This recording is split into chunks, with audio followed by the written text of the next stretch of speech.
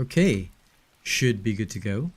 Welcome everybody. As always, I am kind of in chill out mode. I'm still sick, unfortunately, so I am keeping my chat to a minimum, but I hope you guys will still enjoy the show. Still on minimal chat mode, but I want to stream anyway. Hello Renzo, good to see you. Give me a second. Yeah, I'm gonna tweet. Let's enjoy some Diablo 4 right now.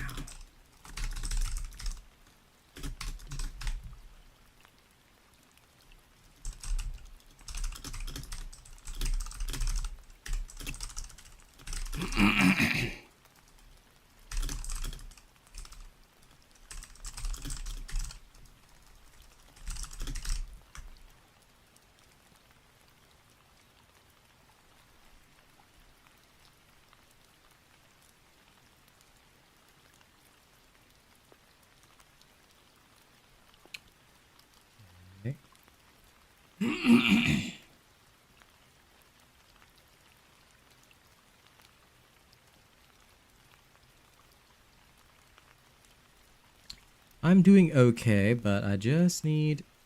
Yeah, there we go.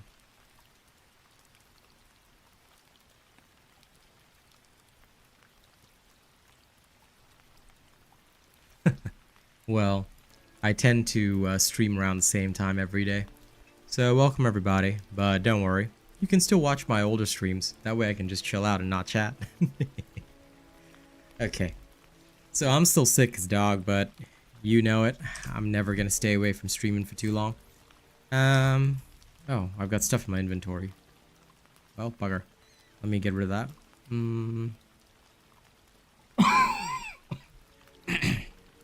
Anything that I need here? This is nice, but not good enough. It needs at least 2 stats. Yeah, I would need at least max life and max mana. Those 2 are crucial.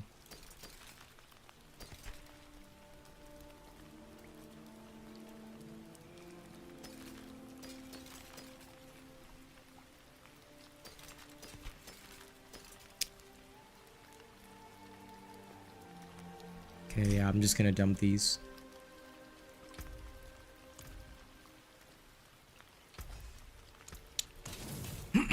Doing okay, Kevin.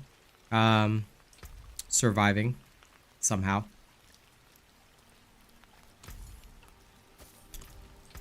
I'm not a lot worse, but not a lot better. But yeah, still definitely have to deal with whatever this infection is. My stomach is okay today. At least I'm not dying internally, but you know, not exactly the most conducive situation either. Okay, I'm gonna set a timer for, oops, sorry. Let's set a timer for 13 minutes because the world boss starts in 15. In that time, I should be able to easily wipe out a dungeon, which is exactly what I'm gonna do.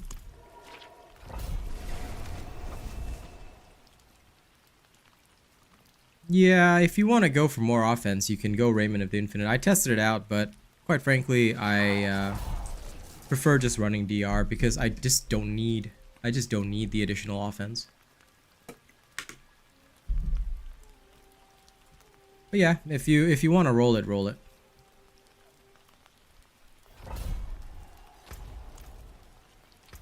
There's my Raiment right there.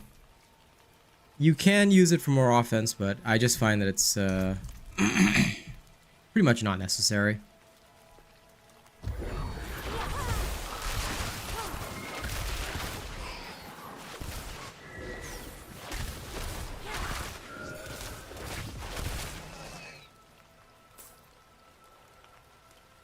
What's a world boss? It's the big boss that you fight with everybody. Now, world bosses spawn every so often, and basically any player in that instance on the map can just go there, fight the world boss. It gives you a reward.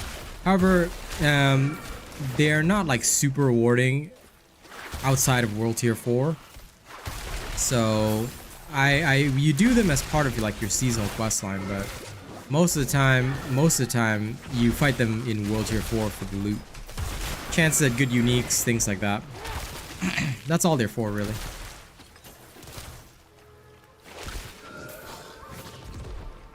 You struggle with mana? What do you mean, what buffs do you need, bro? If you follow my build, you will never struggle with mana.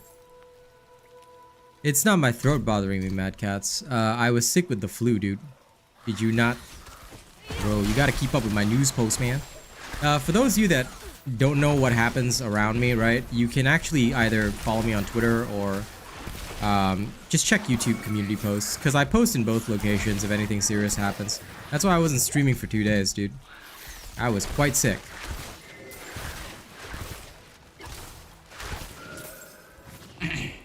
Hey newbie, how's it going? Shard Sorcerers, if you're following my build, don't have mana problems, bro. So average wolf, you're probably not following my build.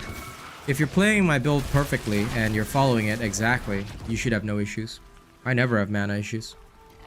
And mana does not come from aspects, it just comes from the build directly. Which is what everybody, like, see, everybody's been asking on streams, how come, you know, I've got mana problems, you don't? I say, did you watch all of my streams? Did you watch my techniques? Did you master my techniques? Because if you didn't, then that's why you have problems. Watch exactly what I'm doing and make sure that you followed my build exactly. If you did not follow my build exactly, then, or you used somebody else's build and said, well, it's an Ice Shards build, well, that's not my build. So who cares whether it's an Ice Shards build or not? If you didn't follow my video exactly, you didn't watch it, you know, that would be a great first place to start. Because when I post my build videos, the reason why they're like 30 minutes long is because I explain everything, how all the skills work together, why they work together, that kind of thing. I highly suggest you take a look at it, watch it properly all the way through, don't just copy the build, because you copy the build and you don't understand anything in there, it's not going to help you either. This is crucial, guys.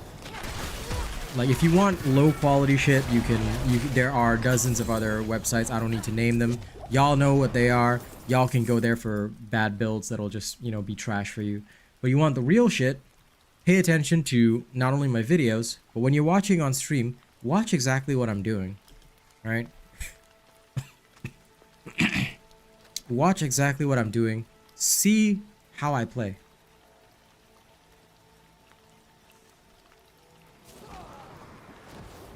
Watch how I initiate fights, right? Let's take an example of this guy. I'll teleport in first, usually. I'll drop a blizzard. Then I just spam my ice shards. Take note that my mana barely moves. And that's all coming from the build itself. Alright? This is all contained in my build videos. If you have to watch it 10, 15 times, do so, because I'm telling you, everything you need to know for the skill build is in the early and mid-game build video. Especially pay attention to the mid-game section. Because all of this is explained in there. You need to understand how the skills work together, why they work together. For example, why am I casting Blizzard? If you look at the skill descriptions, Blizzard reduces the core cost of your mana skills. You see, all of these synergies are important. Mana doesn't come from anything other than your skills, your passives, and all of that is covered in the build videos. This is why it's important. You need to know all that. When you know all that, you'll have no trouble. People have asked me, what legendary aspects, you know, give so much mana? I'm like, you think I use a legendary aspect to give me mana? Hell no. Bro, otherwise how was I using this before I even hit World Tier 3 when literally all I had as a legendary aspect was one thing, Ice Shards, you know? The mana management is all from the skill build alone, that's it. So if you play correctly, you should never have trouble. If you're just spamming without thinking, then, or you don't know the actual playstyle, then that's where you'll have the most difficulty. Like I said, pay attention whenever I'm doing stuff and see what I'm doing. If I ever do run out of mana, Ice Armor. Ice Armor is your saving grace. So don't go in there and blow all your cooldowns. You have to use the appropriate skill at the appropriate time. Alright, if you ever do really, like, very rarely run out of mana, that is where you will activate Ice Armor and regenerate for a bit. But you can trigger your Avalanche Key passive with any Frost skill.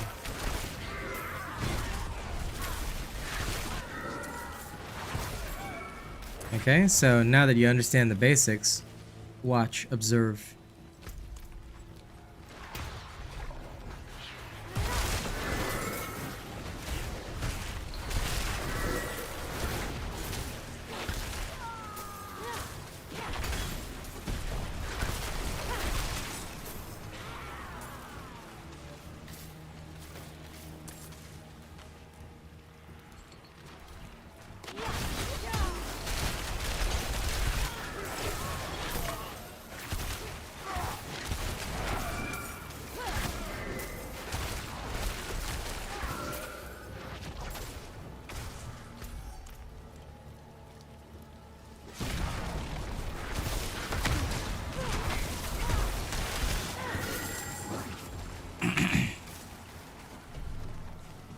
Okay.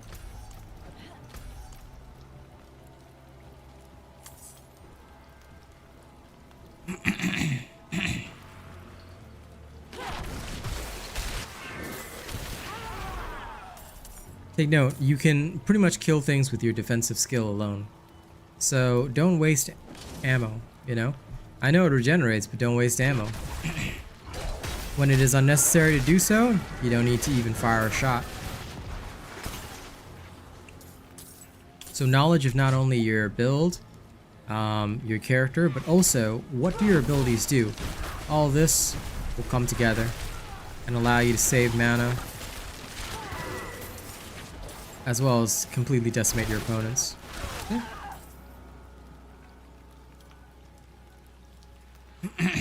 Now, there is one legendary aspect that boosts your whole experience, and it's the one that allows your Avalanche Key passive to trigger twice.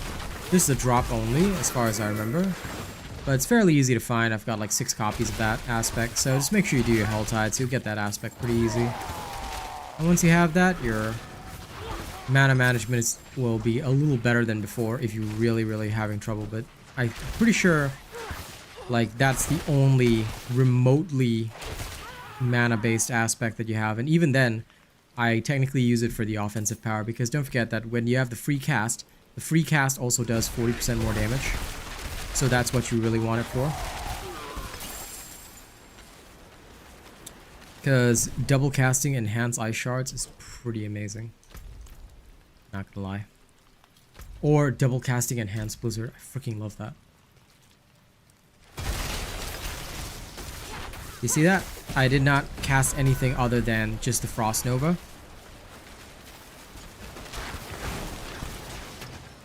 So once again,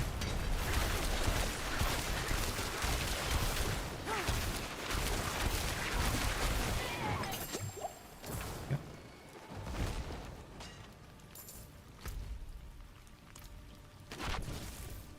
Let's go.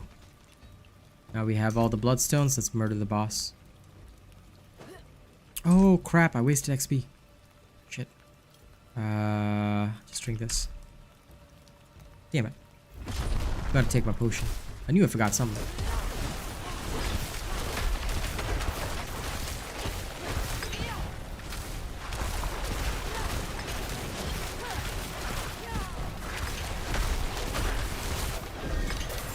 Easy breezy. And exploit hit 15. F yeah. Okay, now for destruction. Destruction has to go to 15 next. This will receive extraction.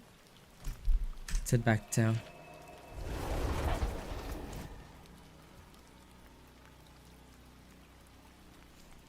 Yeah, you can use, you know, whatever you like, as and when you put, you know, you feel it.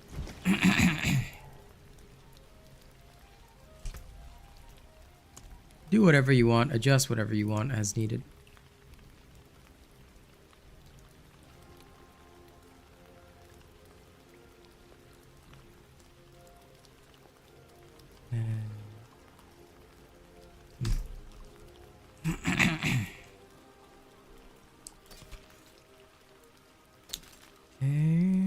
Do not need.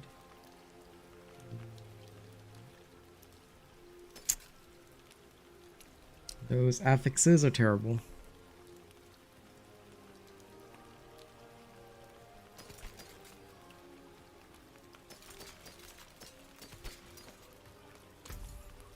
Be careful out on the steps.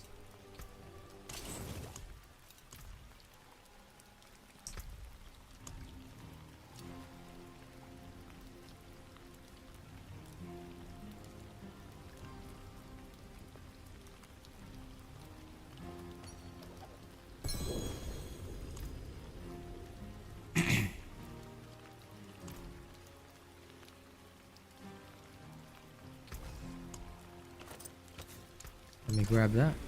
Easy. Okay, that's done. This will do.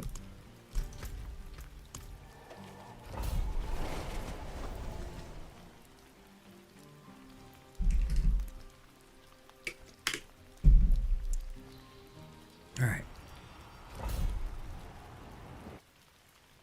Time to go back to murderizing.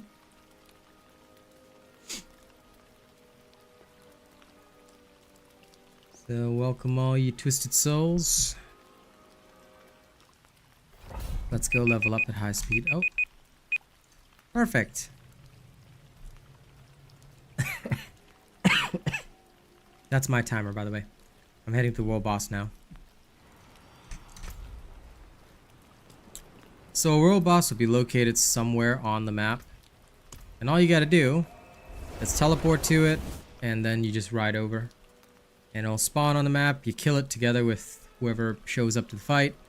Anybody can participate, and then after that you go back to doing whatever you're supposed to do.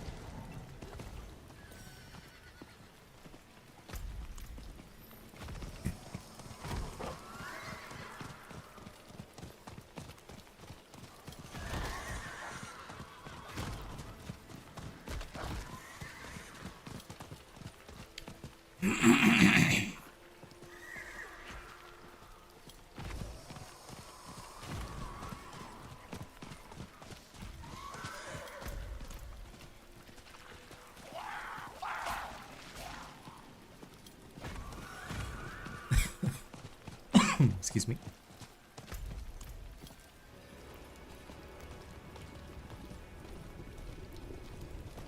No. Everybody gets the same reward.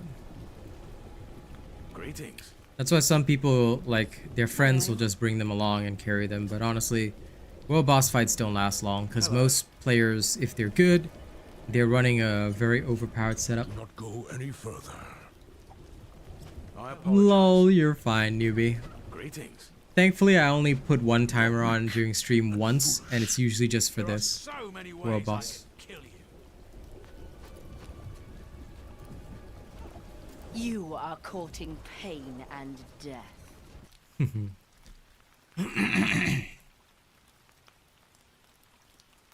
That's literally the only thing there.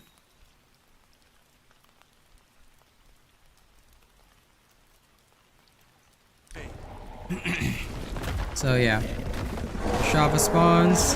People are pretty much already like working on him, but what I'll do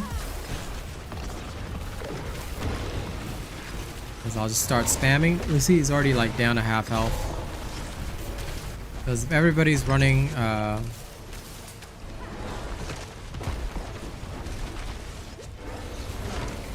if everybody's running like a Barber Heart, usually the fight's over real quick.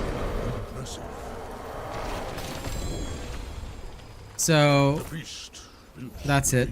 That's literally just it. Fight is done in a couple of seconds. Hell yeah. Okay, now I'm gonna head back to town.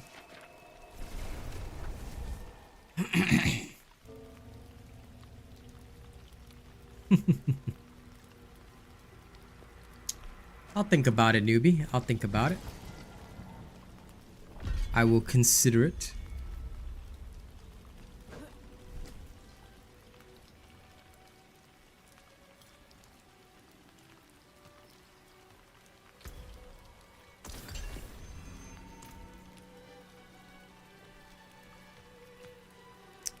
My Necro is already there. So next time I'm leveling my Necro, I'll just invite you along, buddy. Alright, let's see. Anything useful?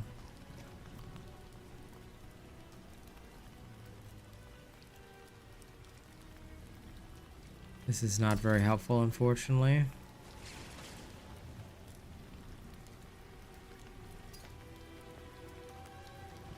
This legendary wand is also not very helpful.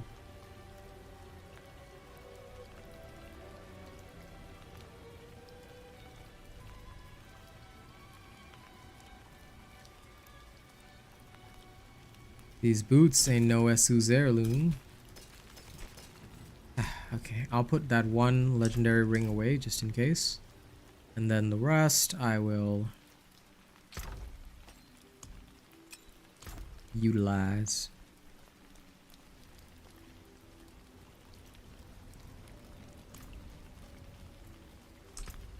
Except for you.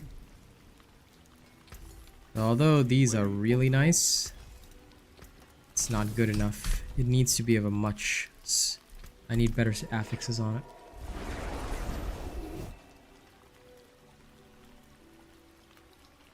I always set a timer, so I'm glad it helped you out, Big Breezy. Thank you for watching while playing. I hope you enjoy having me as the background.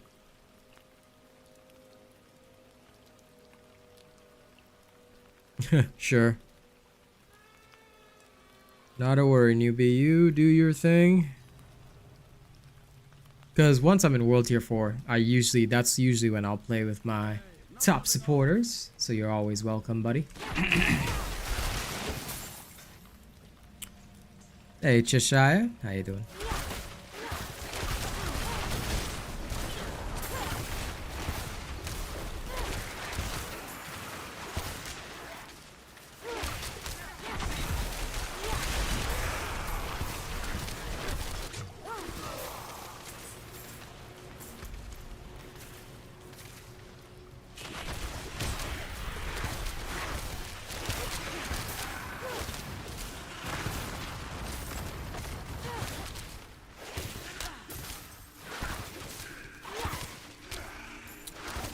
Well, thank you very much.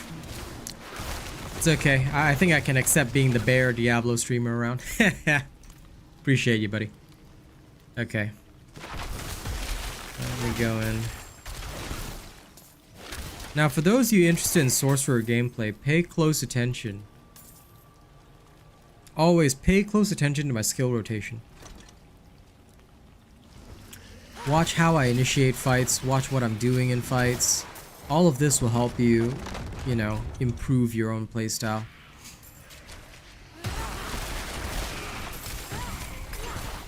And notice that sometimes I don't even cast skills in the recommended order. I do it based on the situation, because if there's like one guy there, I don't exactly have to unleash Blizzard on him, you know what I'm saying? If there's just one guy, I just spam him first, you know? Because I mean, it's one guy, he's not gonna do anything much, right?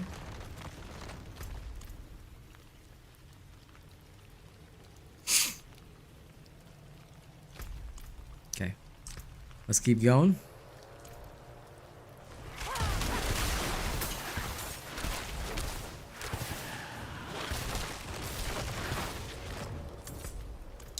Two more fractured spirits.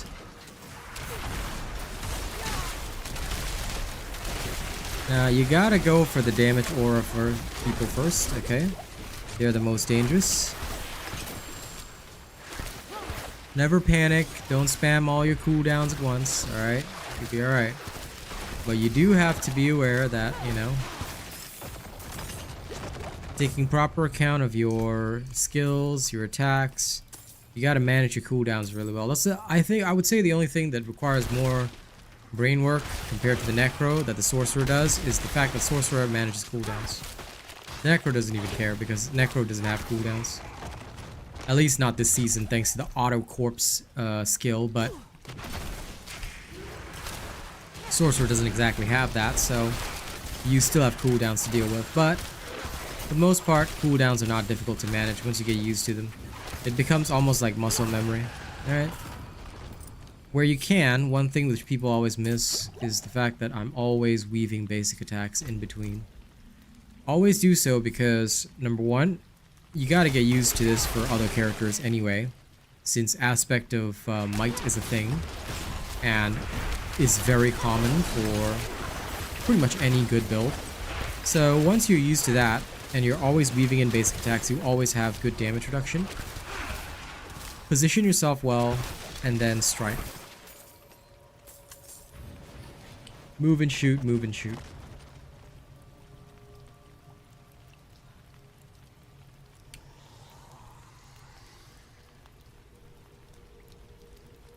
Well, why use Arc Lash in the early game? It's faster. Arc Lash in the early game is designed because your Ice Shards requires the passives that restore mana. You're going to be out of mana all the time. If you start with the Ice Shards build, right, not only will you be completely out of mana, and yes, you do sound like a goof shenanigans because, did you even watch the video? The explanation was in the video, bro. I'm very disappointed in you. Because you're always at my stream, so I'm highly disappointed that you didn't even watch the full video. Listen, if you look at the early game section, the explanation is actually stated in the video, and what I stated in the video was that you use the Arc Lash Lightning Chain Lightning build early game because number one, it's better AoE, and number two, you don't have the passives to restore your mana, which was stated in the video. And that's why, guys, please watch my videos the whole way through. Don't just watch 2 minutes and then, you know, miss the entire point. Everything has a purpose, everything has a reason. Now, if you want to start out with an Ice Shards build, I'm not going to stop you, but you'll be less effective because you're going to be out of mana most of the time. Your mana restoration comes from the passives. I'm not going to give you the answer on this one. I want you to go back, watch that video 6 times. Until you hear all the explanations and absorb them. You need to memorize all of them.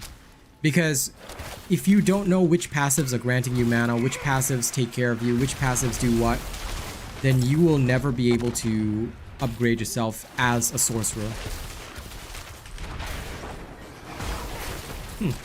I hope that you will do better next time, Shenanigans Rule, because you're always at my stream. I'd expect this from some guy that, you know, doesn't even watch my streams, just comes in and blows the question. I'll be like, fine, you know what, this guy, this mook probably doesn't even know me well, but you show up all the time, man. What is TFD?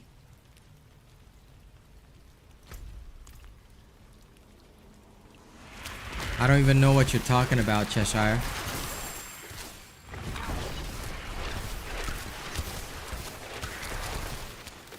But yes, take it as a lesson for everybody. Everything in my build videos is relevant. Now, I'm not gonna stop you from watching only 5-6 minutes if you wanna just get the gist and then like fail miserably later on. That's you know, your own choice. But you wanna do well, watch the whole videos properly. Listen to what I'm saying, because I always explain why I do things, and pay attention to what I'm saying, yeah?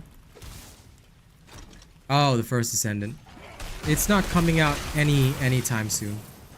And I have no idea what character I'll play first. I know nothing about the first Descendant. Ask me nothing about it, because why I'm hired for games like this is not to know things beforehand. It's because only when it drops will I see it for the first time and give a clear review. I'm brought on as an independent, my dude.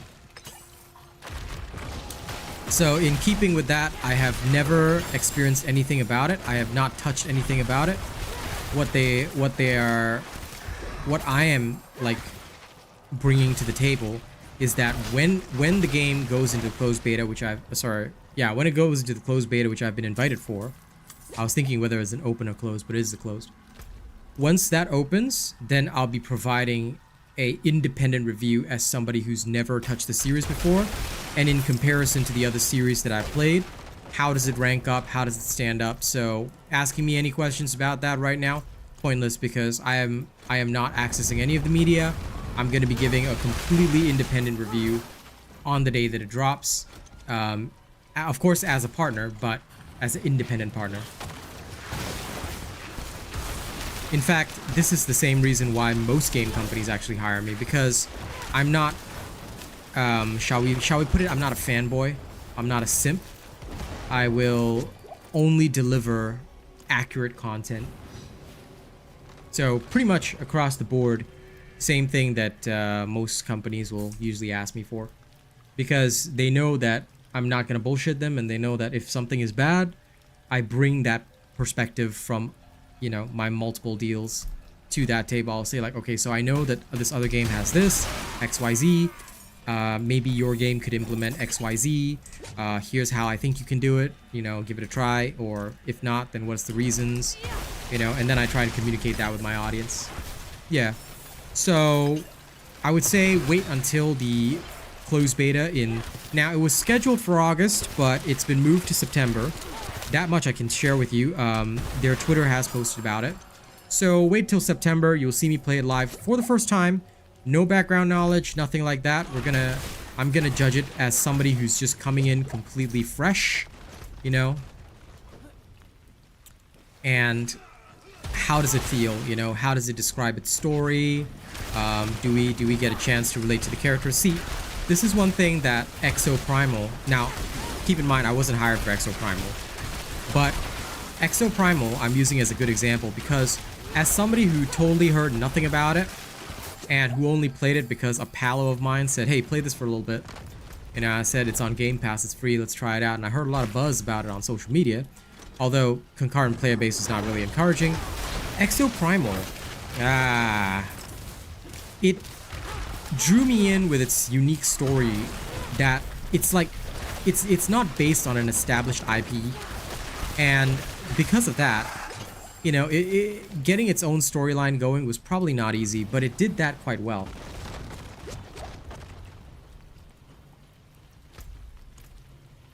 And I feel that that is very, very interesting, you know? And I think that it's quite wonderful what they managed to do there. Like, that is a very strong point for me. The fact that they managed to establish this IP and give it something interesting. But, you know, I will say the ending disappointed me. Because it was left on a cliffhanger, and yes, I know we have to wait for the next installment, the next storyline to come out, but... And I know it was setting up for the next one, but it left me with a feeling of like, you know, there's no real closure here, at least for the first segment. They could have set it up, but with closure, and yet they didn't do that. Because, you know, BBEG is still alive. You know, the big bad evil guy is still alive. And... I don't know, I felt that the closer was weak, that's all. I loved the final fight, but the closer was weak. So... yeah, these are the kinds of judgments that I'll bring. But I can see why Exo Primal fell a bit short of the mark. It's going good, Lai. It's going good. Why do you ask, Ghost and Hail?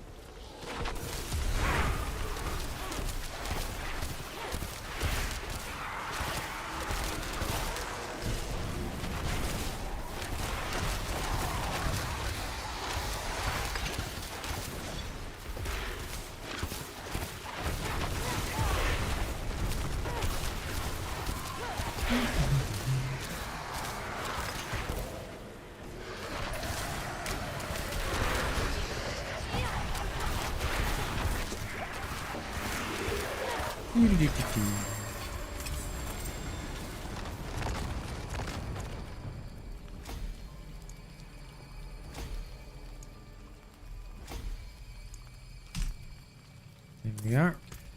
Okay. I'll go back to town, come back and pick up the rest.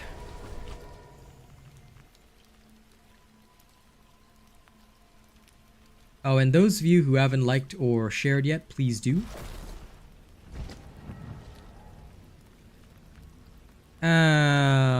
First of all, those kinds of things are not offered on this channel, okay? You come in with that kind of thing, you will get channel banned. All right, for now you're going in timeout. Okay, we don't do that kind of rubbish here. All right. You want boosting services or all that other kind of crap? Please go somewhere else. This is a stream for my fans and my people. Okay? So yeah, let's not do that here. If you're searching for carries, don't come to my stream with that shit. Now you'll be given one chance. You can choose to apologize when you get out of timeout, or you can receive a channel ban. Choose wisely. I would not like to have to remove people, but I will if I must. Okay, I hope we're clear on that.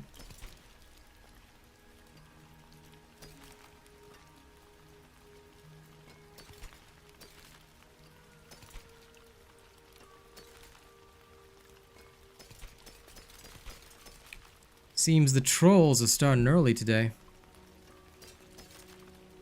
How disappointing.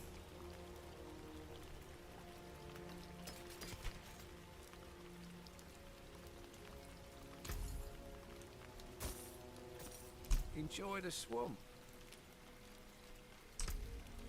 Okay, I'm gonna go pick up the rest of the stuff and then we'll carry on.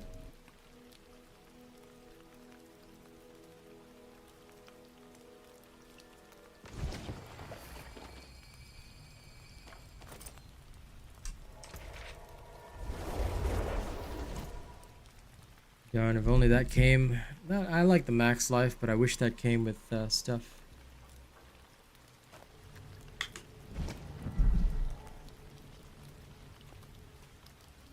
Next game we don't name. I'm sorry. I do not understand. I do not understand your question. What do you mean next game we don't name? What? Yeah, give it over.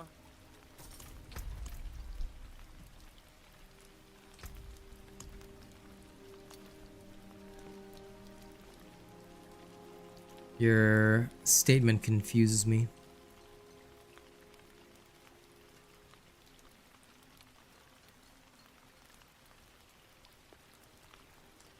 Backstabbers is probably more annoying. Avenger should be okay. Stormbane's Wrath is annoying. Remove Drifting Shade. These ones I can remove. Okay. Let's get rid of them, shall we? First Carlo, now Leo.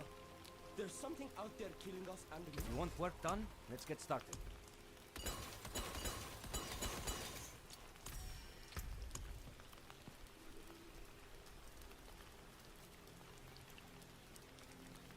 Oh.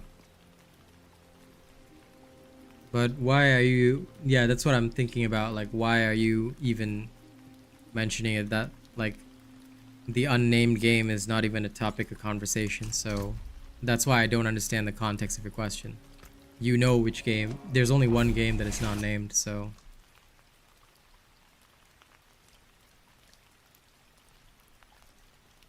Is there something that I'm missing?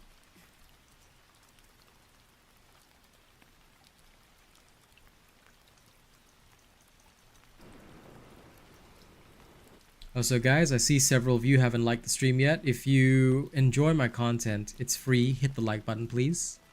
It'd be of great benefit if you do. And if you're a hater, just hit the dislike button.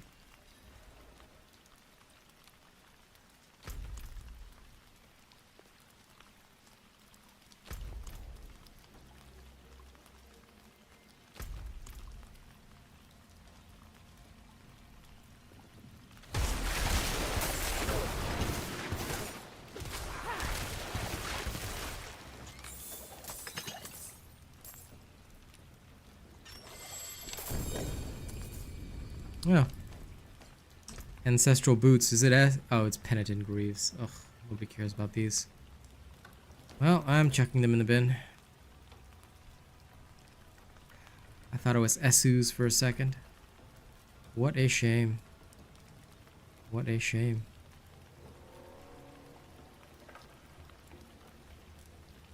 Critical strike damage, chilled enemies.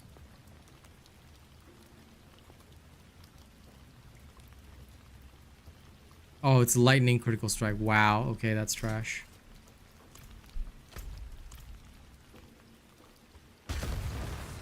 Hello, Kevin the Gamer.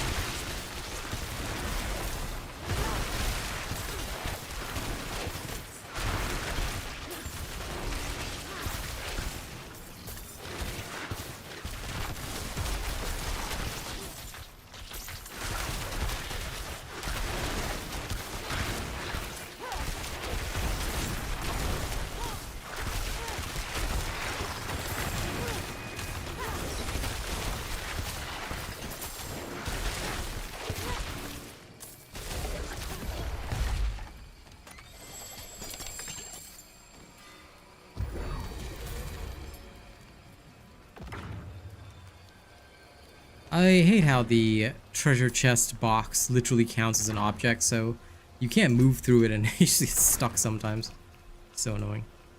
Okay, I do not need this.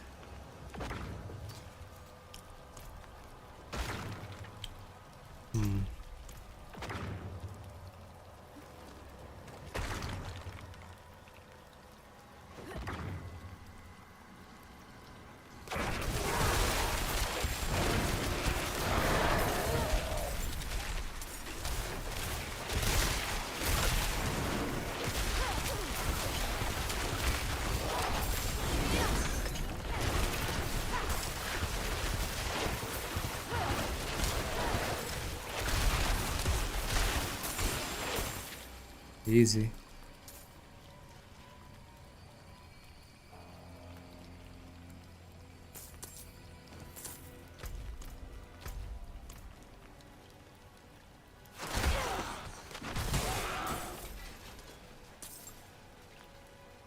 We got separated.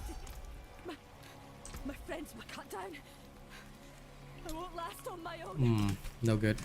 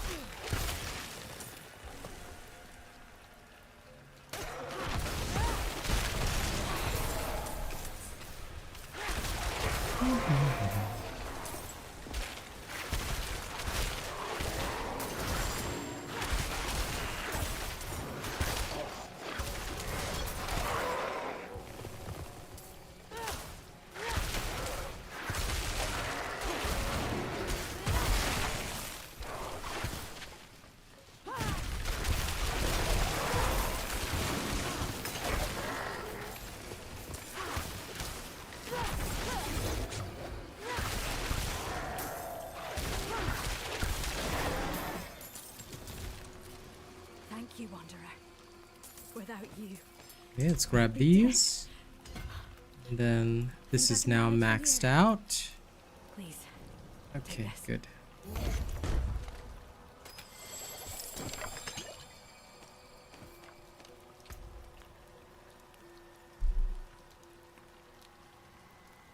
Burning, stun, DOT, like these are bad modifiers.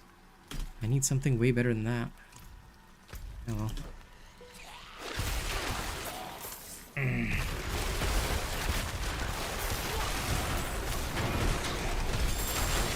That's super frustrating, just because I'm hoping for a way better modifier. Okay, let me just also drink another random potion. I'll just drink this.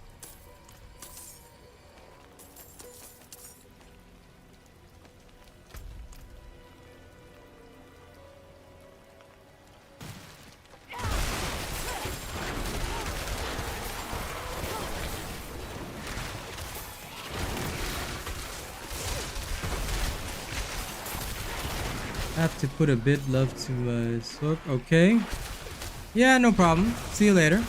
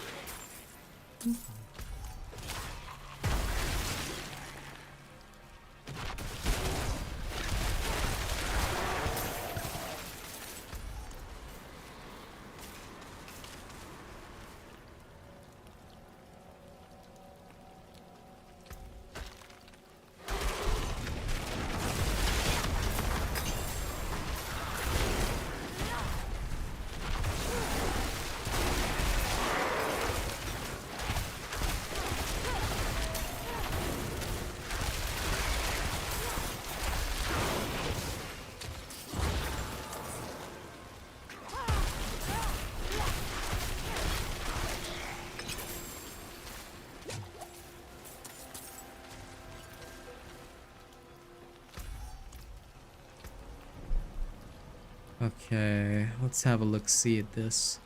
Nope. Nope. No.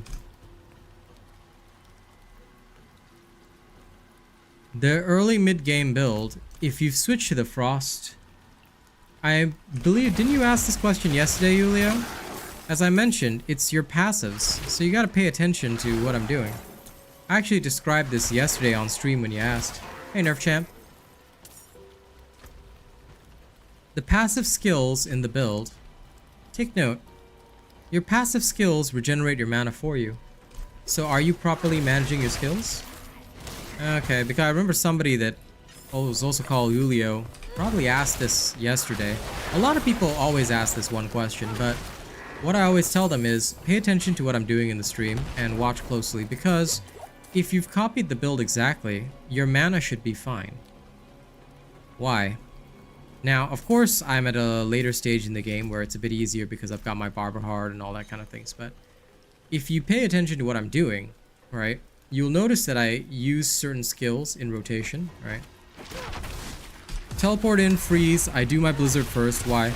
It reduces the cost of spamming the Ice Shards. And whenever I've got my free cast, I cast another Blizzard. This way I don't run out of mana. Also, Blizzards can also lucky hit.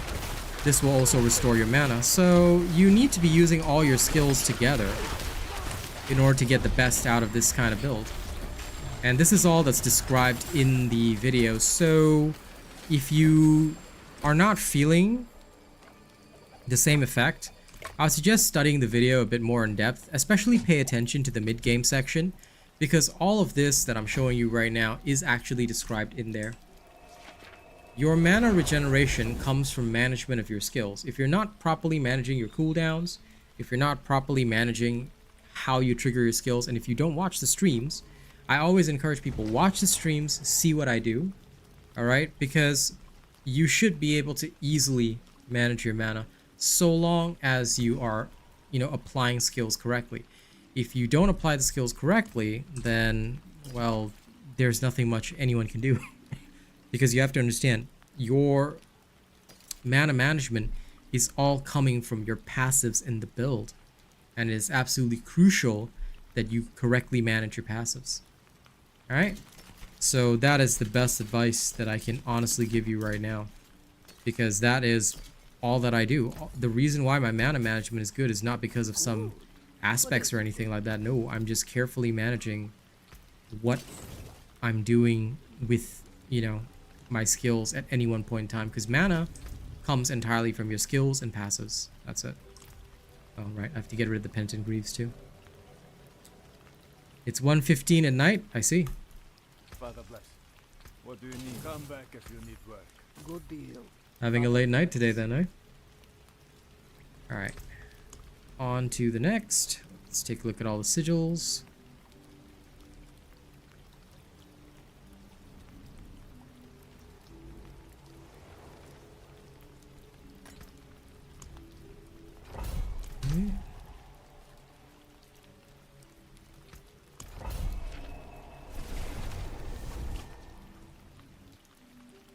Now, if you want to see everything in action, pay close attention to the combat as I go through it.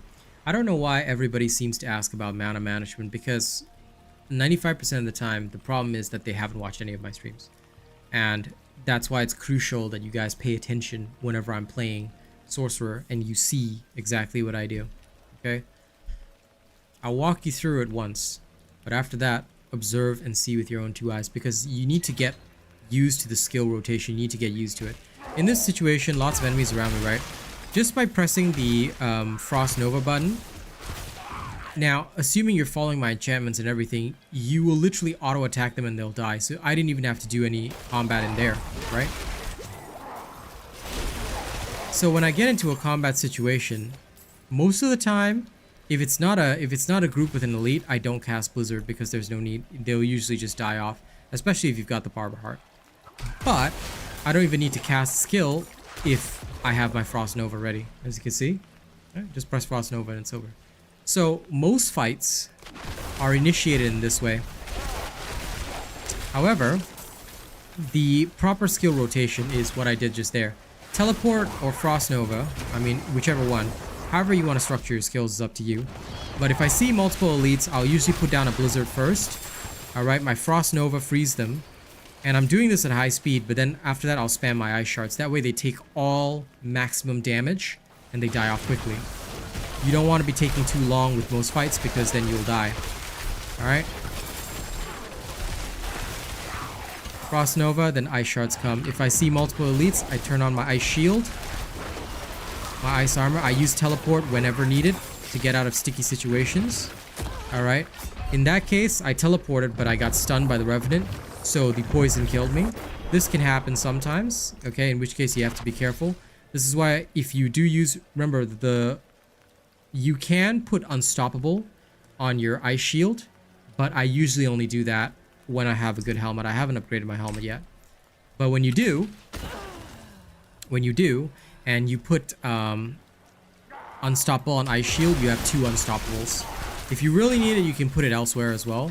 After the patch, it's going to be buffed, so that's actually going to be more useful. But sometimes if you fight multiple elites, you have to sort of be aware. Also, those poison bubbles will be affected by your damage resistance in future, so be aware of that. They won't be able to one-shot you like they do now, because right now they are completely unaffected by your damage resistance stats, which is why most of the time you'll just die to them. Blizzard has noted that they're going to fix this in the next patch. Again, I highly encourage you to check out the patch video if you haven't seen it. But most of the time, you will be able to get through fights just by using your teleport in. Alright, freeze. And then after that, put your Blizzard down. The Blizzard is not only for damage, but also for mana cost reduction, which you should be able to recognize from the skill build. Alright, and that's all I do. That's all I do. That's how my mana stays up, because the Blizzard itself can also restore mana. And that's something that people always forget.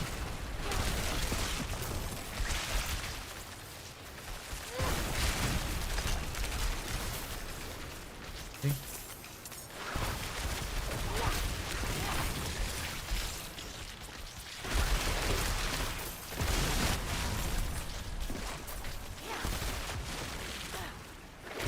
No, it says patch. No, not resistance. Damage reduction. Resistances are not changing until Season 2. Alright? But you need to have your notifications for my channel set to all. I recommend always watching all of the videos that I put out. But the big patch notes videos, I know they're very long, but you should always watch at least the sections for your class. So I always separate them into general changes. General changes you should watch across the board. Why? Because general changes apply to everything. The general changes are usually a must-watch, and I usually separate them out. That one is usually shorter, but will still end up being, like, in this case, there's quite a bit that you need to know, so it's about half an hour long. Then the class-based changes, covering every single class took about an hour, but you should just focus on the characters that you're interested in. So if you're interested in Sorcerer, the section is clearly marked out. All you have to do is just fast forward to that section of the video, and you're good to go. Alright, so yeah. Whenever there's a major patch upcoming and Blizzard, like if they release the patch notes early or if they make an announcement early, I will usually cover it ASAP so that people are aware. And right now, just to come back to that question that you asked, the issue is that the damage reductions, so damage reduction close and distant, do not apply to certain things that are dropped after a monster's death.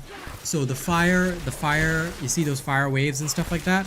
All of that does, like, damage reduction doesn't apply to it right now because it counts as if it's not dropped from a monster. It doesn't count as a monster, it just counts as an effect. So it bypasses your damage reduction and basically wipes you out, which is why it's such an easy death sometimes. Like, your character will die occasionally if you're not careful.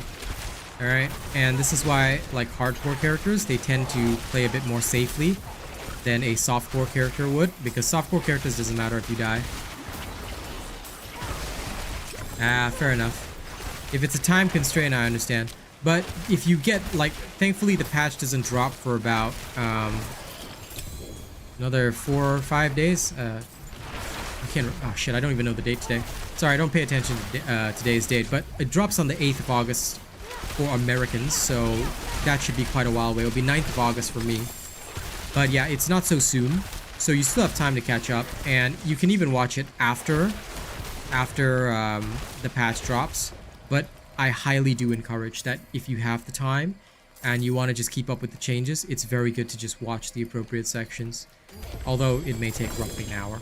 But yes, when you do have the time, you don't have to watch it like immediately as it posts, but when you do have the time, I highly encourage people to watch those, because not only will it get you the best possible information that you guys need, but it will keep you in the loop for any potential future changes, stuff like that, all of which will probably be helpful to you. Well, probably. I'm hoping it will be. But yeah.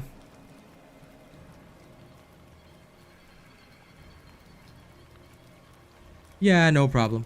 When you can, buddy, when you can. Because it'll just keep you up to date with the changes. That way you know what's coming and what's going to affect your character. Most of it, honestly, though, is just, like, if you really need to pay attention to anything, I recommend don't worry too much about the class changes. Because if there's anything necessary, it will probably be covered in later build videos anyway. But you can focus on the general video instead, which is shorter, but still about half an hour. That one's more crucial because it affects your experience across the board for whatever it is that you do. So it's generally better to pay attention to that one. The general changes are usually much more important. Like in this particular case, after this next patch, Temerity is probably going to be a hot, in-demand item.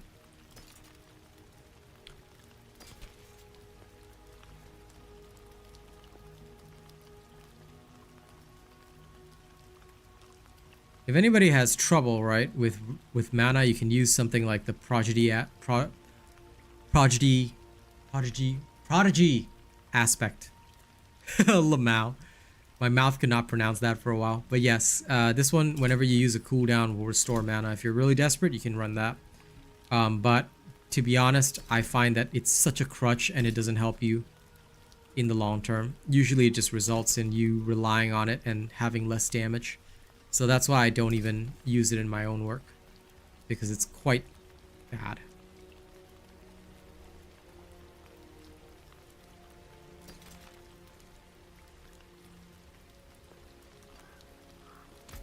This time around, junked. Hey Zane, what's up? And what am I doing in this game? I'm farming Nightmare Dungeons. Sorry I missed your message, Nerf Champ. I'll shake on that. But yeah, that's all I'm doing right now. Farming Nightmare Dungeons, going through stuff, and, you know, gathering levels as I always do. I need to unlock all this stuff, get my 3rd glyph up and running, which is probably... Like, I'm actually going to remove the destruction glyph here, I think, because I think it'll be a better situation. There's a lot more dexterity nodes around here. So I'm probably going to shovel over destruction to that side, and then I will... And then I will shift Enchanter here, so I can take into account all the goodies.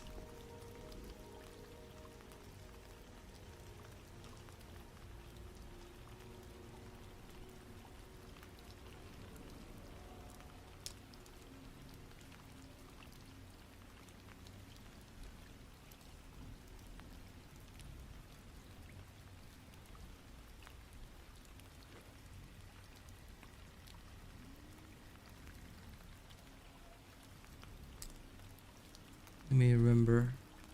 Because control is nice, but not super useful right now.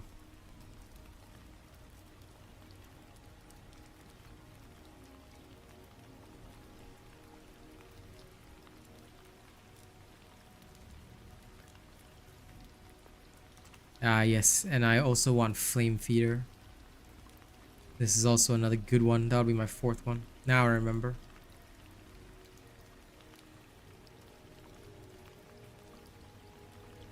And also, if I really need it, Frostbite.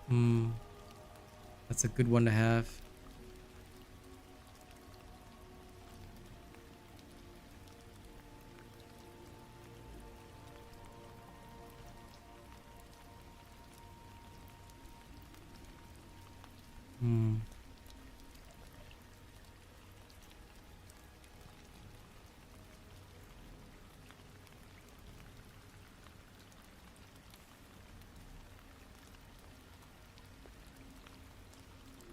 Interesting choices, but yes. Enchanter first. Enchanter is just a very big boost to your baseline damage.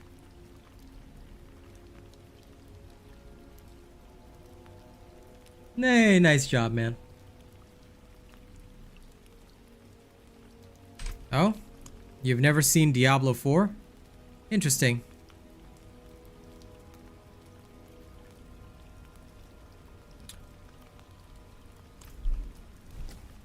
So, Nightmare Dungeons are just dungeons that have additional modifiers. So, think about games where, you know, they've got mutators or whatever. It's kind of like that.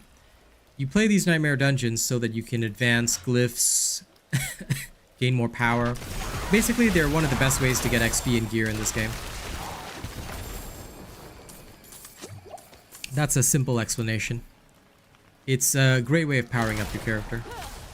Of course, they are a tougher challenge, but with the appropriate builds, like the ones that I post on my channel, they are pretty much nothing. So that's why I'm just going through this and just absolutely shrekking everything you see. And all the loot drops are everywhere because, you know, everything is getting absolutely annihilated in seconds. I'm also fighting above my level in order to maximize XP gain, so that's everything in summary that's going on right now.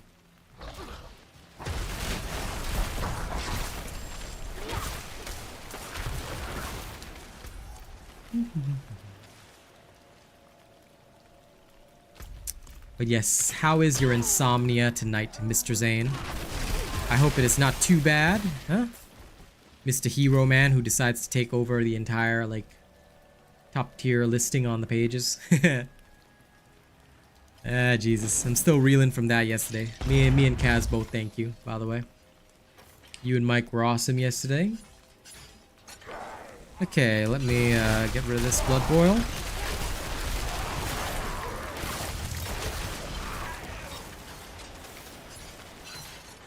So easy.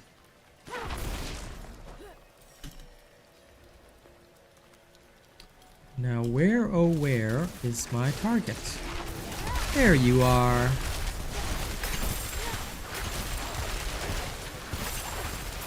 They need to fix the VFX though. That's like the visual bug of Blizzard sometimes not triggering is extremely annoying. That VFX glitch needs to, because like you're actually still doing the damage. It's just that the VFX doesn't trigger properly.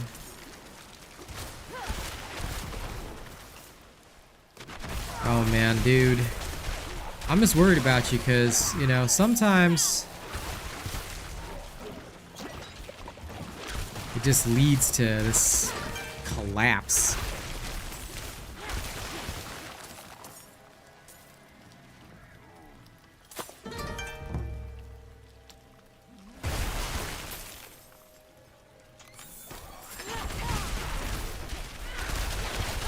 Just be careful, alright? Just be careful. And take care of your health.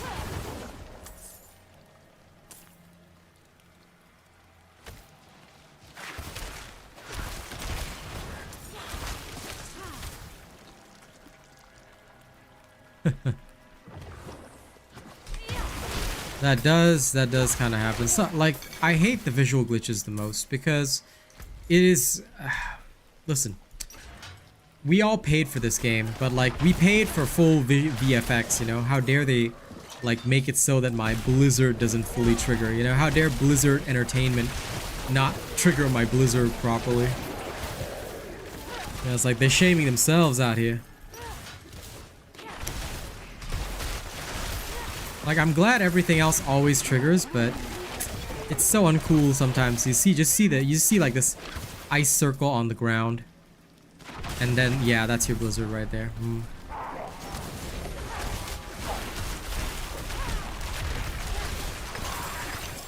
And I know it's hitting, but it's just annoying to see it, like, you know, not be in full swing. Something in the fort has followed us inside these awful tunnels. Also, fun fact, here's another thing that they're fixing, thankfully. Now, this one was confirmed, but sometimes the blood blisters, they will fly into terrain and not trigger at all. Like, earlier, I don't know if you guys saw it, it was only for a moment on stream, but the blood blister flew out and it went inside the wall and then it disappeared. Why? Because, yeah, that's apparently a thing. I tell you, this is a AAA title, but they really do need to fix a lot of these smaller bugs. Like, sometimes it's not the big things that need to change, it's the smaller ones. I'm doing okay, Grey Feather. Slowly getting better. Unfortunately, I'm still very unwell. But no fever, at least. It's just the stomach problems that I'm having right now. But okay, slow and steady, getting better. What is my favorite game? Diablo 4, of course. Got my palos, Newbie, Zane, all the good people like Nightshade. Yeah, I'd wager this is a nice favorite. That decision may change, you know, depending on which game makes me even more money in future. But for now, this is a good money maker. Therefore, it remains my favorite.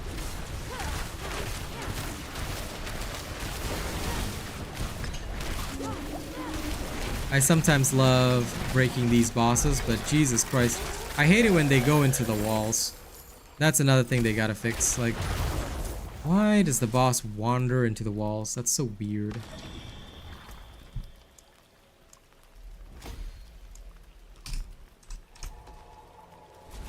I'm still waiting for an upgraded wand and focus. Ugh. Finding perfect stats sucks. Chunky balls. I got way too lucky on my Necro, I'm telling you that.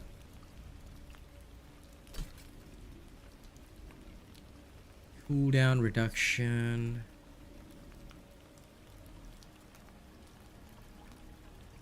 If only I could get one with critical strike chance as well. Cooldown reduction, mana cost reduction, and critical strike chance would be perfect.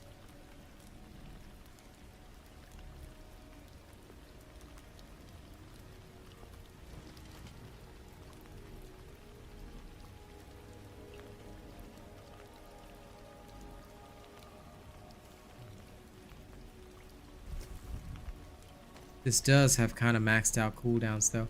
Okay, tell you what. Let's try and, oh wait, let's have a look at this other one. Yeah, okay. That's not happening.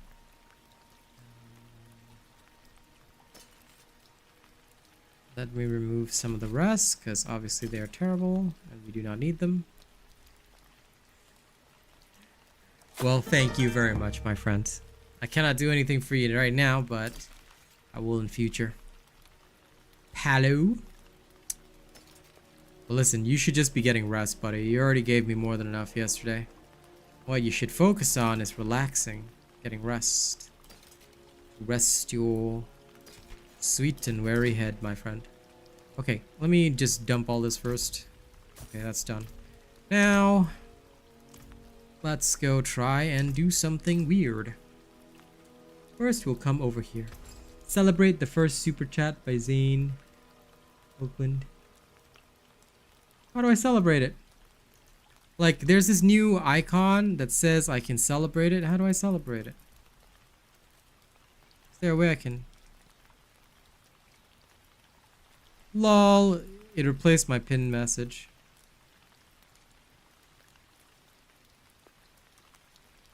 Man, I cannot celebrate it. I don't know what it means, celebrate the first super chat. Like, if this thing comes up, like, there should be an option to, like, click it and then, like, party poppers or streamers will come up. Anyway.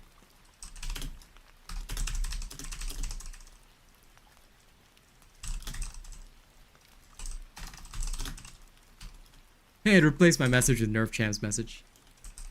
Let me retype my pinned message.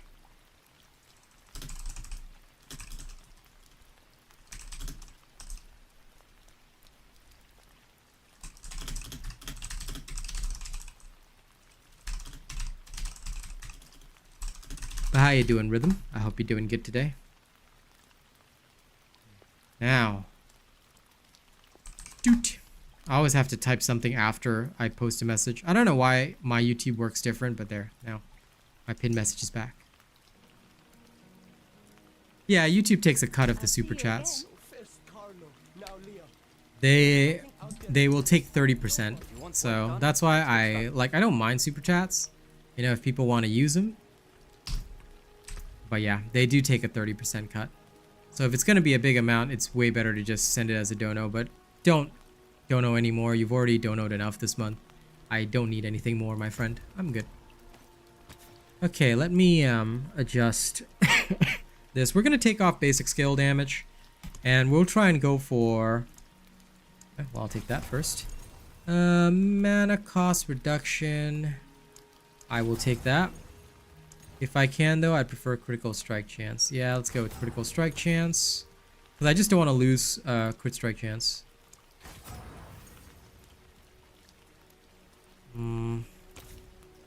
Let's roll it a little bit more. No. Aha, 4.6 critical strike chance. Now we're talking. Okay, so we're gonna put on the aspect of the avalanche key passive. I think that's somewhere around here. Yeah, we're gonna put that on now. We're gonna take this and we'll put on the aspect of the avalanche key passive, right? Put that on. Okay, and then now that we have this, we're gonna put that here. Hey Mo.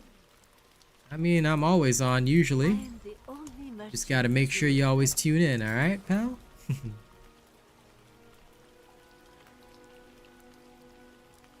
Guarantee certain rerolls? Yes and no. I do indeed, Mo. I do indeed. You can, if you ever want to use it, Mo, you can just type in !tip and you click the tip link and it goes to my PayPal. Anyway, thank you for celebrating, Greyfeather. Okay, when you want to guarantee rerolls, there are certain rolls that it's not guarantee, okay? Of course, the guarantee part is a lie, but you can influence certain roles. However, you need to know which is a core role.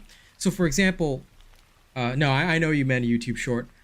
So, for example, one of the core roles on the amulet is cooldown reduction. You have a higher chance of getting a cooldown reduction roll than any other role. So let's say I'm searching for the perfect amulet. What I would do when searching for said perfect amulet is I would have, like, say, mana cost reduction there. I'd have mana cost reduction, movement speed. These are the two off stats, right? But no cooldown reduction on the amulet. Then I would roll for cooldown reduction. Therefore, you have a higher chance of, like, because cooldown reduction is easy to roll for, so you cannot guarantee in that sense, but you can influence it so that it's, because some rolls are easier to achieve than others. So I hope that clears it up. Of course, there is no way that you can guarantee any roll. I challenge any of these motherfuckers to prove that they can guarantee the roll. Won't happen. Okay? Won't happen.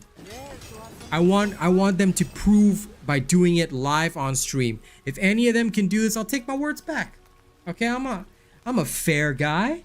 I'm gonna just take my word. I'm gonna take the word back, you know? But I know that they can't. Why? Because it's impossible. Hey, Tiago, how you doing? So, yeah, of course, I'm gonna say the use of the word guarantee, much like in the insurance industry, you know, these people are lucky they don't have a fiduciary responsibility to you, because you could sue their ass for using the word guarantee. Guarantee is a very dangerous word. Never use it. All right, never use illegal documents, all that kind of stuff. Yep. Yeah, I'm pretty sure it is a voiceover because it's not live. I want them to do it live on stream to show me, you show me how it's guaranteed, because I can tell you, there is no way of guaranteeing any of it. What am I sick with? The flu, Nerf Champ. I'm sick with the flu.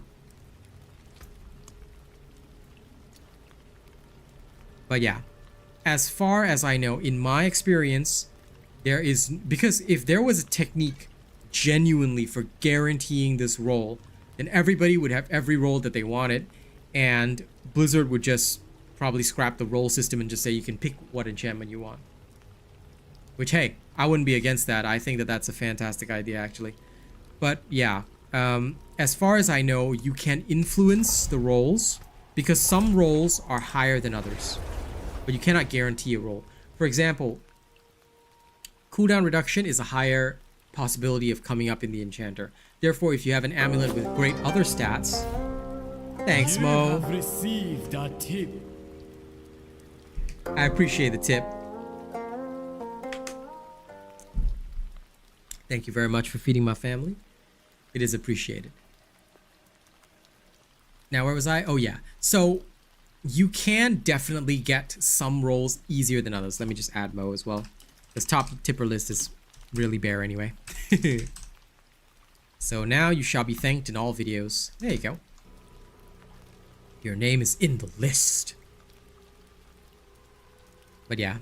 Let me see. Where is the website? I have this website saved. Ah, here it is. So, y'all can explore this website. Alright, I'm not sure if it's still accurate, but I used to use this website.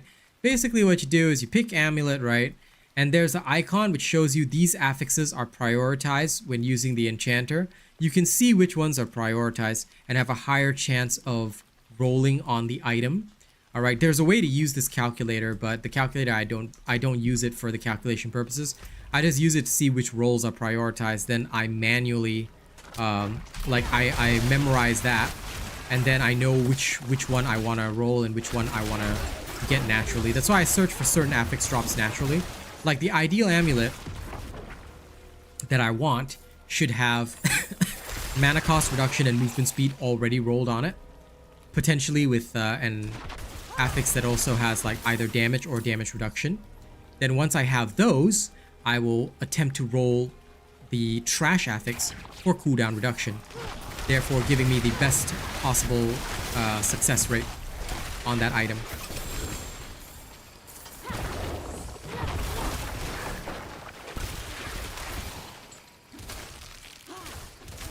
So yeah, that website, I just examine each item and I just say like, okay, so what are the core rolls for, say, a two-handed sword? And I'll say, okay, so this since is, well, for weapons though, I will be very clear. Weapons, they roll their stupid base stat, which was just nerfed in patch 1.1.0. So for weapons, I try not to rely on the re-rolling too much. But for everything else, I do rely on the re-rolling.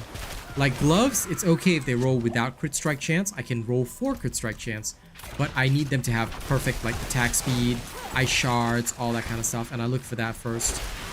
And of course, if I can, maybe critical strike damage. But ice shards plus ranks to ice shards is the most important, and then after all, and then after that would be the attack speed. Attack speed and plus ranks to ice shards should be as max as possible. If I get those, then I'll usually just roll the crit strike chance on it and I'm happy. Yeah. That's basically how I make it easier to get myself good gear.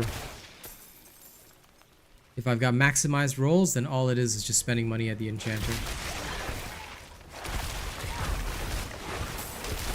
But the off rolls, the harder to obtain rolls, those are the ones that you gotta pay extra attention to. Alright, just remember that.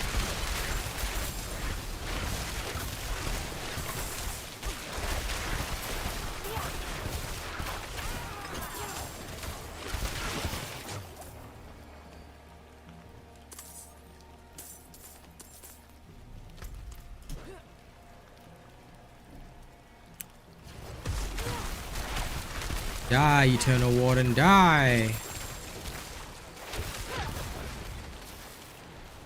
This was easy. This was easy money. Ah. Excuse me. Now, for rings, critical strike, excuse me, chance is a core roll, right? So in this case, I would take a look at this. I say, hey, I've got vulnerable damage. If ideally I want vulnerable damage, crit strike damage, then one of the normal damage types, then I would actually roll for critical strike chance on a ring. So that's how I usually find ideal rings and stuff like that.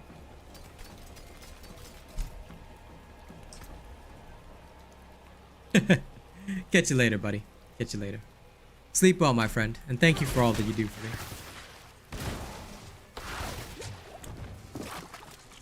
So yeah, although there's no way to guarantee that you can roll what you want, you can, to an extent at least, get yourself better rolls.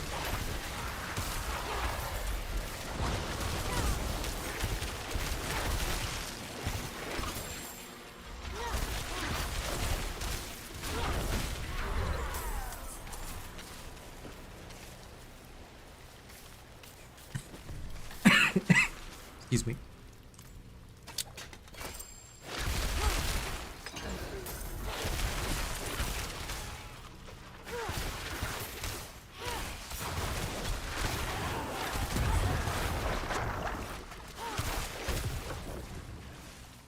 So like right now, just as an example, if I were to go to the same place, all right, and if I were to say I want to roll a helmet, cooldown reduction is a core skill. So if I already have maximum life on it, which is one of the most important, and I had, say, like for my character, mana and max life on the helmet, I can just roll cooldown reduction. So that's why I'm searching for a helmet that has both mana and max life. Then I can just roll cooldown reduction on it, and bada bing bada boom, we're set. But getting both mana and max life is pretty hard. Not gonna lie, so.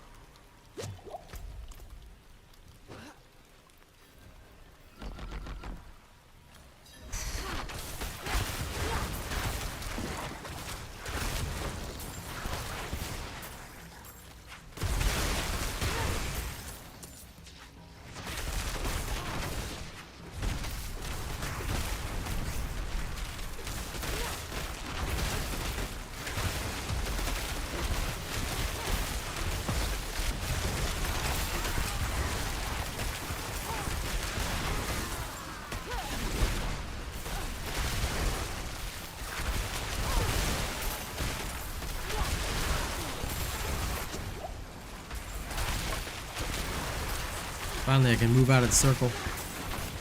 Whew, that was not pleasant.